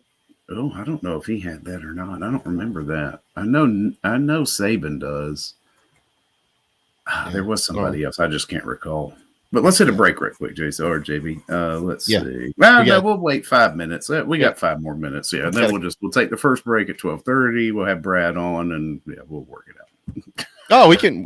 Yeah, I guess I didn't realize that. Yeah, we're kind of we'll take a break here in a couple of minutes, and then we'll take one more with Brad still on. Right? Is that cool? Yeah, it doesn't matter to me. It's really up to Brad's schedule how long he can hang around. Okay, all right. Brian says Juice reminds him of Jalen Waddle. Waddle moves. Well, I think Waddle's a little quicker than Juice though. But as far as like the body type, yeah, I certainly can see that. Michael says Devin Leary to Kentucky. Did Devin Leary transfer to Kentucky? I don't know. I must have missed that. Did he? Or is he just projecting that Devin Leary ends up in Kentucky? That's probably what he's doing, because I must have missed that if that's true. Jay Fowler, who's Mel Tucker's agent? I have no idea, but Mel Tucker should be probably paying him a lot more than he is. Yeah, he should. He needs to throw another 5% in there. And ESPN does report that Devin Leary is transferring to Kentucky. Oh, okay. So that was December 20th. So yeah. I remember that now. Okay, that's right. Okay, so that'll be interesting for the Wildcats, adding Devin Leary with Liam Cohen coming back to Lexington. Wow. Yeah. Clint says Florida fans think jorts are cool too. Craig, what did you expect? Yeah.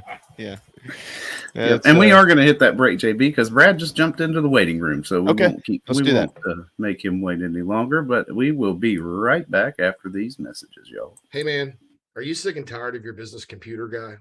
Yes, he takes forever to call me back and doesn't always respond to the requests. Yeah, same here. I'm paying him good money. I constantly have issues, and I'm worried he's not backing up my network and securing it properly. Oh, I feel that, man. My head hurts, but I have a good lead on a good idea. I'm calling your boy Matthew Odom today from Heritage Digital. Heritage Digital is an IT firm that specializes in making sure your IT network runs like a dream. If you have 1 or 500 employees, it doesn't matter. They do it all for one monthly fee and have clients from South Carolina all the way to California.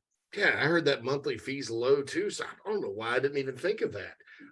Do you have 843-699-1001 as Matt's contact number? Yeah, man, I sure do that. Or you can go to heritagedigital.com. Man, I hear they do a no-cost assessment. Boy, this will help me. Yeah, I bet. I'm getting on that and encouraging everyone else to do the same. Heritage Digital, 843-699-1001 or heritagedigital.com, a proud sponsor of Inside the Gamecocks, the show. You can't handle the truth. Gamecock Nation, do you need a place to stay for the big game? Many hotel booking engines keep all the commissions, but at Fan Plans, you support Inside the Gamecocks, still earn your hotel loyalty points, and you receive an email with direct confirmation from the hotel. Whether you are visiting Columbia to cheer on Carolina or hitting the road to follow the team, get in the stands with Fan Plans. Yep, time to get back to the show. Shoot. All right, my man.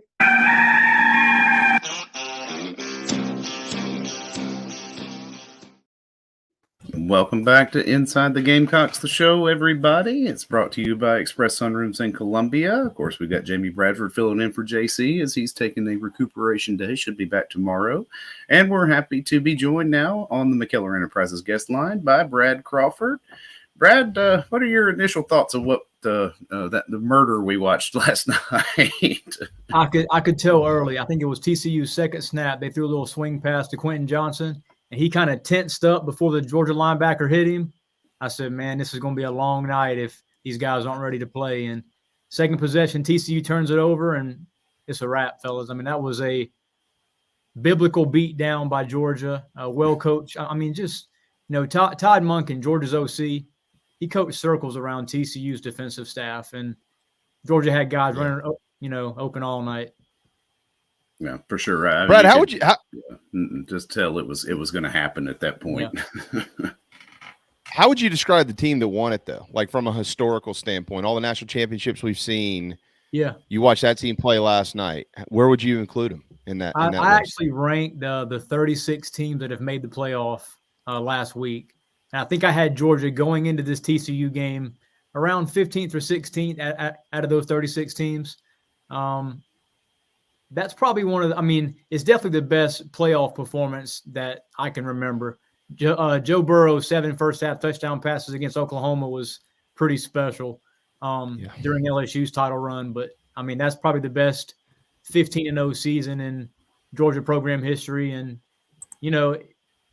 Kirby Smart now 2 titles at age 47. It took Nick Saban, age 57, to get his first 2. So we're talking about passing of the torch here at the top of college football. I think you make an interesting – so that's interesting, right? Because part of what built Bama to Bama was Kirby Smart. Right. But when you look at, total national championships, he's not close yet to Nick. You could argue he's the best coach in college football. There's no doubt as a head coach. But, where would you put this cat, from a historical standpoint with what he's done? 2 of the great programs in the history of the sport and what they've achieved, he has had just a ton to do with. Of course, you can also put it back on Nick because he's learned a lot from Nick as well. Yeah, don't forget, too, it was 2018, I think, that OT lost to Bama in the final. Kirby Smart's a Tua Tagovailoa touchdown pass away from being, his 3 rings now and not even age 50. So not only has Kirby built a home run coaching staff at Georgia, but, the proof's in the pudding on the recruiting trail. Constant number 1 classes, number 2 classes. This is how Nick Saban built his dynasty at Alabama. And Kirby Smart's doing the same thing. And look, he's done it without 5-star quarterback play. Jake Fromm was good. He wasn't great. He wasn't elite by any means. And Stetson Bennett's a former walk-on who just now finished off his 2nd consecutive MVP performance. I can't believe I'm saying that. I agree. Bennett's a guy that I had outside the top 20 quarterbacks nationally coming into this season. I took some flack for it, and that's well-deserved now. Yeah, we talked about that earlier. Preseason too. Yeah, it was like, did you just? Yeah. Oh, Stetson Bennett. That was a one-off last year. I don't think he's as good, but he's a gamer. He's a winner. That's the one thing you can't take away from this kid. It's like that's it. Mm-hmm. Yeah, I think with Bennett too. I mentioned this earlier, and I don't want to. This is not in any way, shape, or form me taking anything away from Stetson Bennett and what he's achieved at Georgia at all. But you look at what surrounded him in Athens. If you put Stetson Bennett, which this is hypothetical because it doesn't matter. If you put Spencer Rattler on Georgia's team, you could have all types of conversations. Right. But if you took him and you plugged him in at Ole Miss or at South Carolina or at LSU or a really good team in the league that's not named Georgia, you wonder what his legacy would be. And I'm more crediting the team that surrounded him because Brad, when you look at the group of offensive guys, we didn't got to the defense last night who lost all these draft picks last year, held a top 10 offense, like 180 yards total. And then you've got this offensive system. Todd Monken was special, as you mentioned. You got the one guy who's just been sold short his whole career, literally and figuratively. And then everybody that surrounded him on the field last night is going to the NFL. All of them. They're all going. Every running back, every lineman, every wide receiver, every tight end, no doubt. So, you wonder what his legacy would be without this group of guys. But then you mentioned one word a minute ago. He's a winner. There's no doubt he's had back-to-back all-world defenses, several first-round picks on the other side of the ball. But Georgia hasn't had elite targets outside of Brock Bowers and Darnell Washington. George Pickens, most of last year, didn't play because he was hurt. This year, Georgia never really had a true wide receiver 1. So Stetson Bennett's put together these crazy passing numbers with, insane precision the last 2 years without, 5-star wide receivers too. And Georgia also doesn't have the, Keith Marshall, Todd Gurley. They don't have that big bruising running back that they can kind of lean on late in games. Stetson Bennett is that guy. And Ohio State led by 14 points last week, man. I thought that was going to be at least temporarily the end of Georgia's reign, but Stetson Bennett came through late in that game and Georgia's defense held. Yeah, all right, so they beat Ohio State last week. All right, so 2-part question here because I do want to get to a lot of the Gamecock stuff with you. Obviously, Juice coming back, and we got Rattler's news on the way. But, outside of Ohio State, can't say them because they already played them. who would have been a better game for Georgia last night? And going into 23, it's crystal clear, even with the losses, they're still going to be the quote-unquote top dog. Yeah. Who is their biggest competition? Because everybody's already speculating on. If you ask me today, who are the top 4 next year, I'd say I have no idea who 2 through 4 is, but Georgia's going to be at least one of the number one, if not one of the top 4 in there.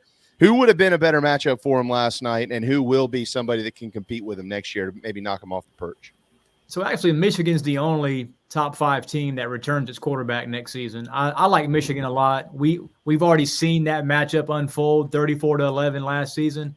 One team, man, that I'm going to be super high on in 2023, I think can finally get over the hump and make the playoff is Penn State. 2 1,000-yard rushers, both freshmen last year. They sort of play a similar style to Georgia. You know, they have that blue-collar mentality, very good on defense, bring a lot of guys back, and they have Drew Allar at quarterback. He backed up Sean Clifford this season, but he's a 5-star. I mean, a lot of our evaluators thought he was the best quarterback in last year's class. So this might be the signal caller Penn State has finally needed to air it out a bit and, you know, finally find a way to topple Michigan and Ohio State. But the Big Ten, Pac-12, both those leagues are going to be super good. But I'm with you, JB. I mean, until someone knocks Georgia off its perch, the three-peat's coming. A three-peat in college football. I mean, wow. it's nuts. That is just Does it really, you know, I think one thing too, Brad, for me, I think it really kind of flies in the face of the current portal NIL situation, what Georgia has been able to do through all of this, because, and I mentioned it earlier about Alabama too, who, you know, throughout all the chaos and noise of portal and NIL quietly puts together the #1 high school recruiting class. Georgia right up there at the top. It was like, it's still just the tried and true method is still recruit, get the best guys you can into the program and not worrying about buying a team full of mercenaries. Well, you saw last recruiting cycle. Once Jimbo lit the world on fire and had the top class, that was going to motivate Nick Saban, no matter how old he is, to sign the top class the next cycle. And that's what he did, man. I know half of that Alabama staff is former Gamecock assistants. How crazy is that? Like 40% of that staff used to coach Will Muschamp. But yeah, Nick Saban and Kirby Smart, they're building their elite programs the right way.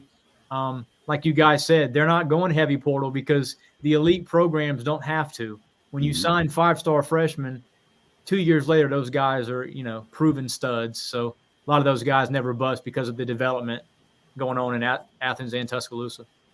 Yeah, it is really a wild thing to think about. I'm a big believer in next year, especially after last night, Pollock giving credit to his Dawgs in front of Saban. Yeah. I thought Nick's head was about to fall off. You know, he was like, yeah, we'll see about this. You know, I think you can – I'm going to go ahead and book Bama and Georgia in next year's SEC title game in Atlanta. I don't know. Are you an LSU guy? LSU's quarterback room is the best in the SEC. And right now, Alabama does not have a true starting quarterback. Ty Simpson versus Jalen Milroe. That's going to carry over probably into fall camp. And, I mean, Bama was the most undisciplined team probably in Power 5 this season. Very true. I had Bama 4th in my preseason poll, so I'm not that high on Bama just yet. Do you think, real quick here, do you think that a 12-team playoff would have produced a better national championship game last night? I don't think TCU would have gotten past the second round. You know, had the Horned Frogs outlasted a team like Michigan and gotten there. I think the 12-team playoff, JB, is going to weed out some of the teams that maybe can't win multiple games in a playoff setting. I mean, Michigan largely outplayed TCU, but TCU had 2 pick-6s. Michigan had 2 trips inside the 2-yard line with no points. Like, that's the recipe to lose a playoff game. Yeah. And Michigan still lost, you know, by 6 points in that game. So I think Georgia-Michigan would have been the better game, but I'm not a huge proponent of the 12-team playoff. I think it lets the, you know, top 25 program sort of gives them a false sense of we're going to be in this thing. But, man, you're going to still see the 4 most talented teams, you know, duking it out in the semifinals every year. And regardless of what we expand to 8 to 12 to 16 or something down the road, Georgia, Alabama, Ohio State, those are 3 teams that are going to be good for the next decade plus. Yeah, it's safe, unfortunately. Pretty safe bet. Brad Crawford with 24/7 Sports. He's outstanding at what he does. All right, so Juice is back. We're waiting to hear from Spencer Rattler. Everything that at least I've heard for a little while, a couple of weeks, is that more than likely he is going to be in uniform once again for South Carolina. Juice Wells, that was similar, and then things kind of maybe changed a little bit, but ultimately the video came out last night, which we're in that age, Brad, of videos and then announcements. If both of them return to South Carolina, what does that tell you about the 2023 Gamecocks? I think if Rattler returns, then it's a top 25 team. I do think they need some additional portal help. They're going to need this 2023 signing class, maybe 4 or 5 guys to be instant impact to fill holes. But look, I said 2 months ago, man, that Rattler is this cycle's top recruit. You get him back, then magic things can happen. We saw South Carolina beat Tennessee, scoring 63 points at Williams-Brice Stadium. Saw him beat Clemson on the road. And Spencer Rattler and Juice were huge parts of that. I know there's holes on this roster. Every SEC team, really, besides Georgia, is going to have holes next season. So I would feel comfortable if Rattler returns, putting South Carolina somewhere in the maybe 20 to 22 range. Does this? I think what's so much changes, Brett. Like, look what's going on right now. The game ended last night. Yeah. TCU, Georgia, instantly transfer portal players. Yeah. This time of year, like for a team like the Gamecocks, who next year we know what their schedule is. It's a nightmare for the coaching staff, man. Yeah, and like that's what, like, with a guy like Spencer, who you're not trying to build your entire program around him, but you're trying to use him to put the blocks in place to be able to build your program around it. Like, you've got to have him back. How would it be different right now for Carolina if he wasn't here? I'm going to say this cautiously, but I really feel it's true. And I've spoken to several members, and not just South Carolina staff, but other staffs. But when you have a guy like Spencer Rattler, who's really the face of your program, the longer he waits to announce this NFL decision, it does somewhat limit what you can do in the portal. And Gamecock staff, I think, would have had a better time, had Spencer announced maybe after the Gator Bowl that he's either not returning or he's going to play another year in Columbia, and they could have signed maybe some of these wide receivers who are just now being taken off the board by other programs. And getting to your question, I think it's huge how current players can sort of help recruit you out of the portal. We saw Ole Miss and Lane Kiffin had the top class last year. A lot of those guys were instant impact guys. Lincoln Riley, in one season, he flipped USC's roster and was one win away from being a playoff team. So Shane Beamer understands how important the transfer portal is to a program like South Carolina, one that's, not going to win NIL wars with other, top 5 type teams. Yeah, I would agree with that. The one really interesting piece to this whole puzzle right now, going into year 3 for Shane, is the addition of Dowell Loggins. So first of all, let me ask you this. I haven't, of course, talked to you at all. What do you know about Dowell Loggins? I first found out about Dowell being a potential candidate to replace Marcus Satterfield around mid-November. Mm-hmm. And then about a week before the news came out, I was hearing from several of my high-end sources that he was going to be the guy pending, Loggins' decision and meeting with Sam Pittman. I know for a fact Arkansas did not like losing Dowell Loggins to South Carolina. They were expecting him to be promoted to OC if Kendall Briles left Fayetteville for one of those head jobs, whether it was USF or FAU, some of those, small end G5 jobs that opened up. Kendall Briles stayed, Loggins at South Carolina. I think it worked out for both programs. And I think that once Rattler announces his decision, I've been told since the Gator Bowl that he's probably coming back. I think Loggins has played a huge role in that because he's helped develop quarterbacks, including Jay Cutler, at the NFL level for 10 years.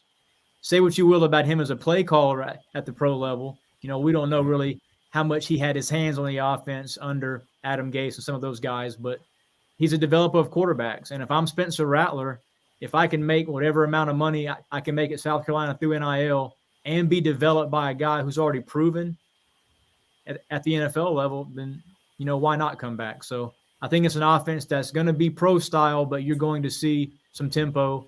And I still think South Carolina needs a bruiser type running back for this offense to really work. Yeah, I agree.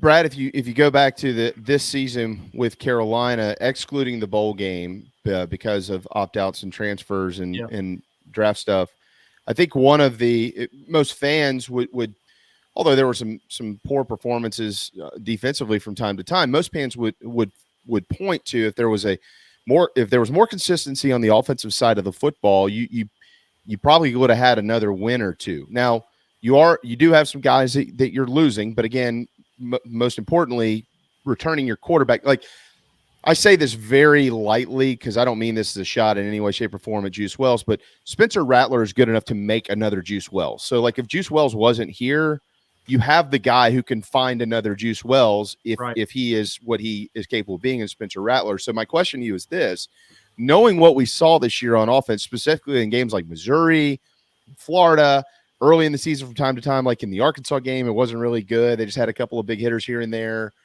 Is it as simple as saying that more consistency on offense is just going to add another win or two to next season?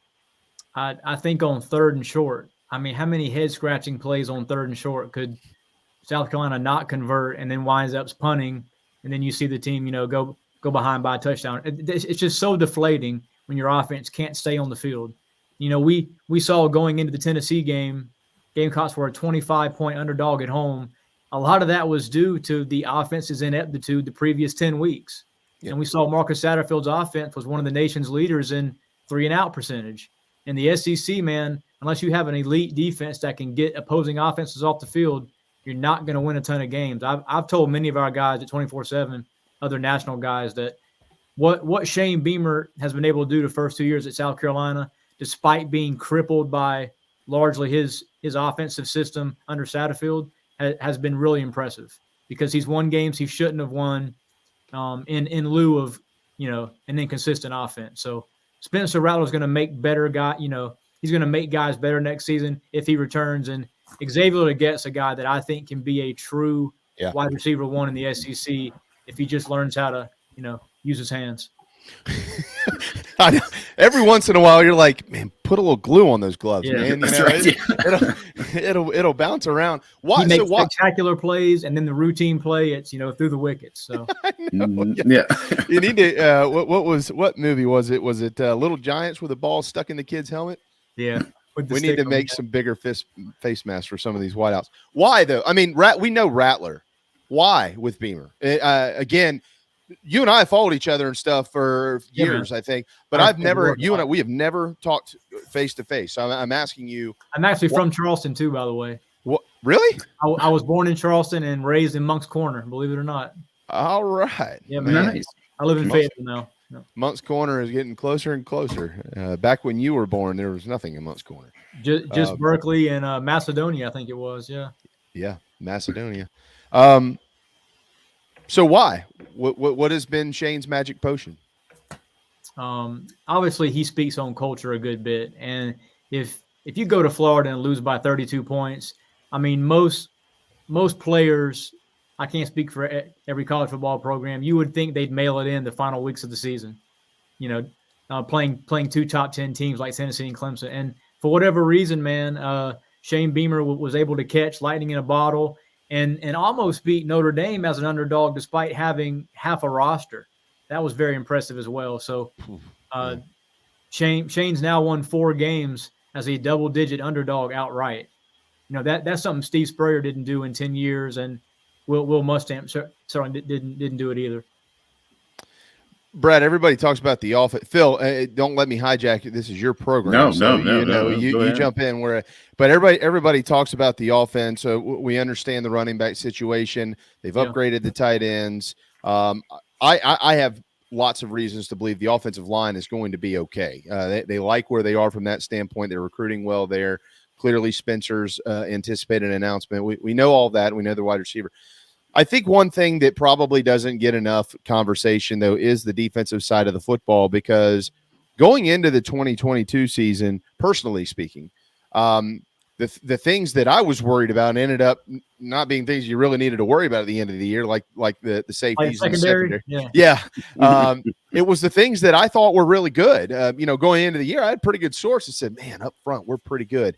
They didn't seem to be, and I don't know if that was all on them or if it was with the linebackers or if it was play calling or what, but defense just hasn't been a ton of the topic because of the Rattler juice, Marshawn Lloyd whole dynamic there. But when you flip the field and you look at the defense, what do you see and what are you hoping to see in the spring? There needs to be more explosion within the front seven. If you're a top 10 SEC program, you're seeing guys, ears pinned back, flying off the edge and making strip sack. I mean, when the Gamecocks were great, the Devin Taylors, the Clownies, the Melvin Ingrams, those guys got the ball back for the offense. Yeah. And those offenses at times were explosive too. You need those kind of difference makers within the front seven.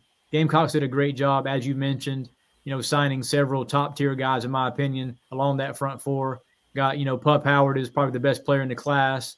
He's going to probably be a true freshman starter at linebacker, I would say. And then diamond in the rough was Eamon Worry, man. What a year he had as the team's top tackler. And, really you don't want your free safety making every tackle, but when, by basically week 4, he was one of the Gamecocks' best players on the field and really showed that throughout fall.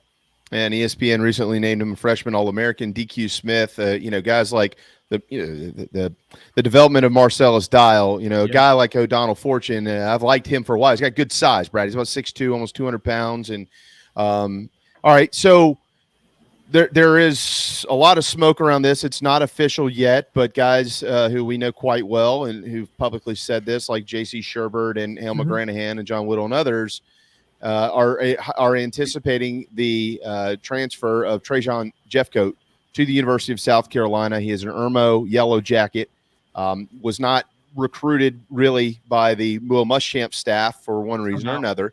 Yeah. But it certainly looks like he's going to return home, and Jordan Strawn is anticipated to get a 6 year of eligibility, which will give you a couple of bookends there. But you cover the SEC. You've seen a lot of Trajan Jeffcoat since he's departed Columbia, South Carolina for Columbia, Missouri. What do you know about him, and what will he add to the defense when he joins the class, if that actually happens? Yeah, this is nothing against Jordan Birch, but Jeffcoat's a nastier player. And I think in the SEC, I think in the SEC, every snap you want nastiness up front. Some of Bama's best interior linemen are nasty. Edge rushers are nasty. Will Anderson, we saw what he could do.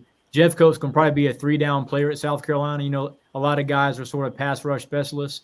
He's downs 1 through 3. Very good player. And I think if South Carolina adds him in the portal, it really shores up some questions along the defensive front. But let's face it, guys. I mean, the Gamecocks have lost some top-tier talent to the portal.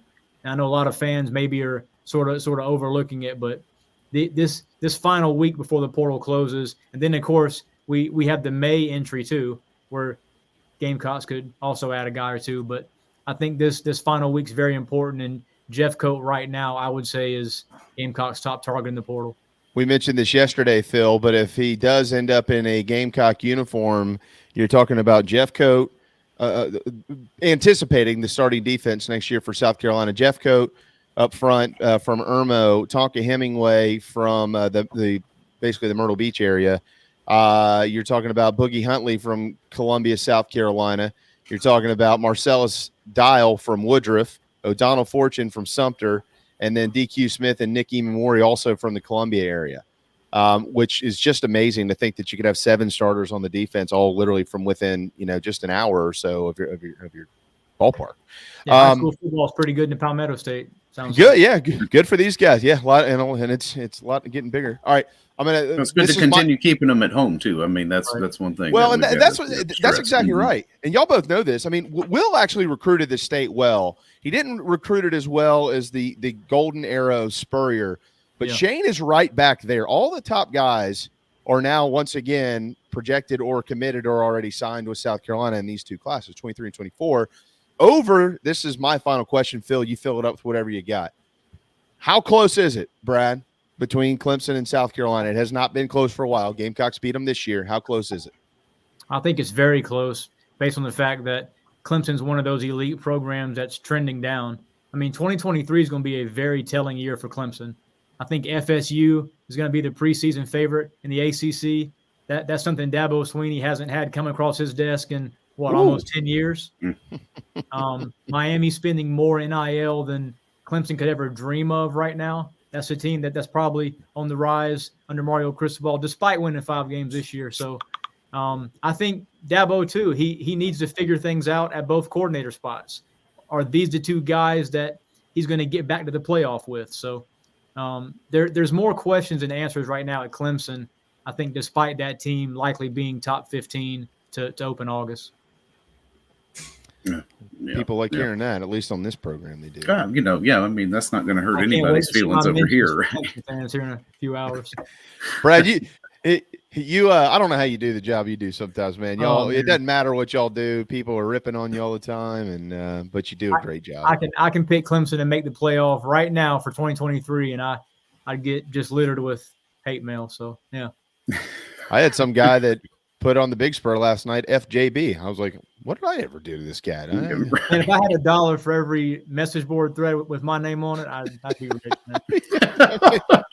Like, man, I'm just a dad, and I feel like I'm a pretty good husband. I just lean into it. It was like, you know what? You're right. I probably am the dumbest man on earth, right? Yeah. I don't know what we do here. Frederick says, Brad, I am from Kingstree. I know where Kingstree is very well. I know you do. Not far from Manning and St. Stephen. Yeah. It's a good part of the beautiful state of South Carolina. That's right. Well, Brad, we appreciate you hopping in, man. We really do. Thanks for coming in, offering. Always good to have you on. And I do want to ask real quick, Phil, before we let him go.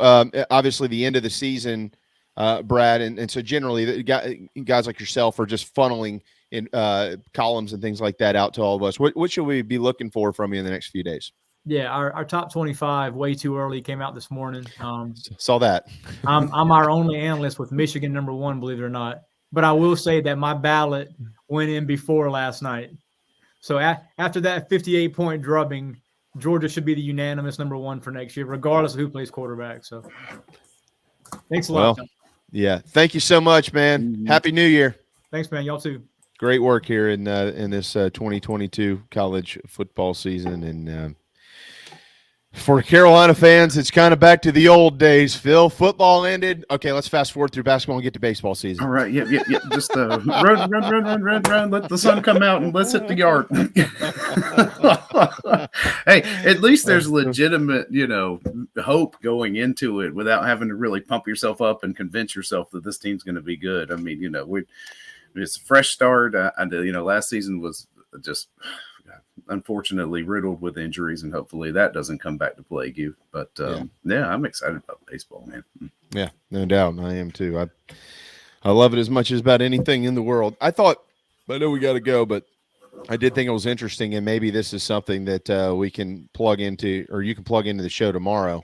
I thought it was interesting that Brad said that Trajan Jeffcoat is meaner than nastier player. Love that. Nastier than Jordan Birch, which nobody around here wants to make anything personal with Jordan Birch at all. We're talking about the type of player, and who knows, wherever Jordan ends up, he might end up having 10 or 11 sacks this year, and that's just worked out better for him. But it is neat to think that when this young man announces that he is going to come home to South Carolina, or hopefully he does, based on the information we have, he's going to come actually home. He's going to be home, and that means something. And he's been a really good player in college for Missouri as well. So, but that was. But I can stuff. see where Brad says that, though. Because Birch was disruptive. A lot of people overinflate, I think, the sack stat. But Jeffcoat is just on film, you can tell he's a play wrecker, regardless of whether or not he's sacking the quarterback. Yeah, that's it. Certainly could really work out for South Carolina. And on the same note, we're hoping to get some news today on Spencer Rattler, which it is anticipated that he'll return. At least that's what has been said in my circle. If he doesn't, then I got bad information. But hopefully it was good information, and hopefully this duo between him and Juice Wells is ready to lock it down. I understand he has been very much a part of football activities over the last few days. So hopefully that's good news. But we're all out of time. I really appreciate it again, Phil. Glad I could jump in here for JC. We expect him to be back tomorrow, and certainly looking forward to that. And I think tomorrow is also my day. So if you really want me back here, we'll certainly do it again. And we'll give you a break. You only got to do 1 hour tomorrow. Yeah, that's not bad. Yeah, that's it. It's not bad. But certainly appreciate all of you for chiming in today. I know we didn't get to some of your comments there at the end, but as always, it was full in the Nana Sports chat box, and it was great to see everybody.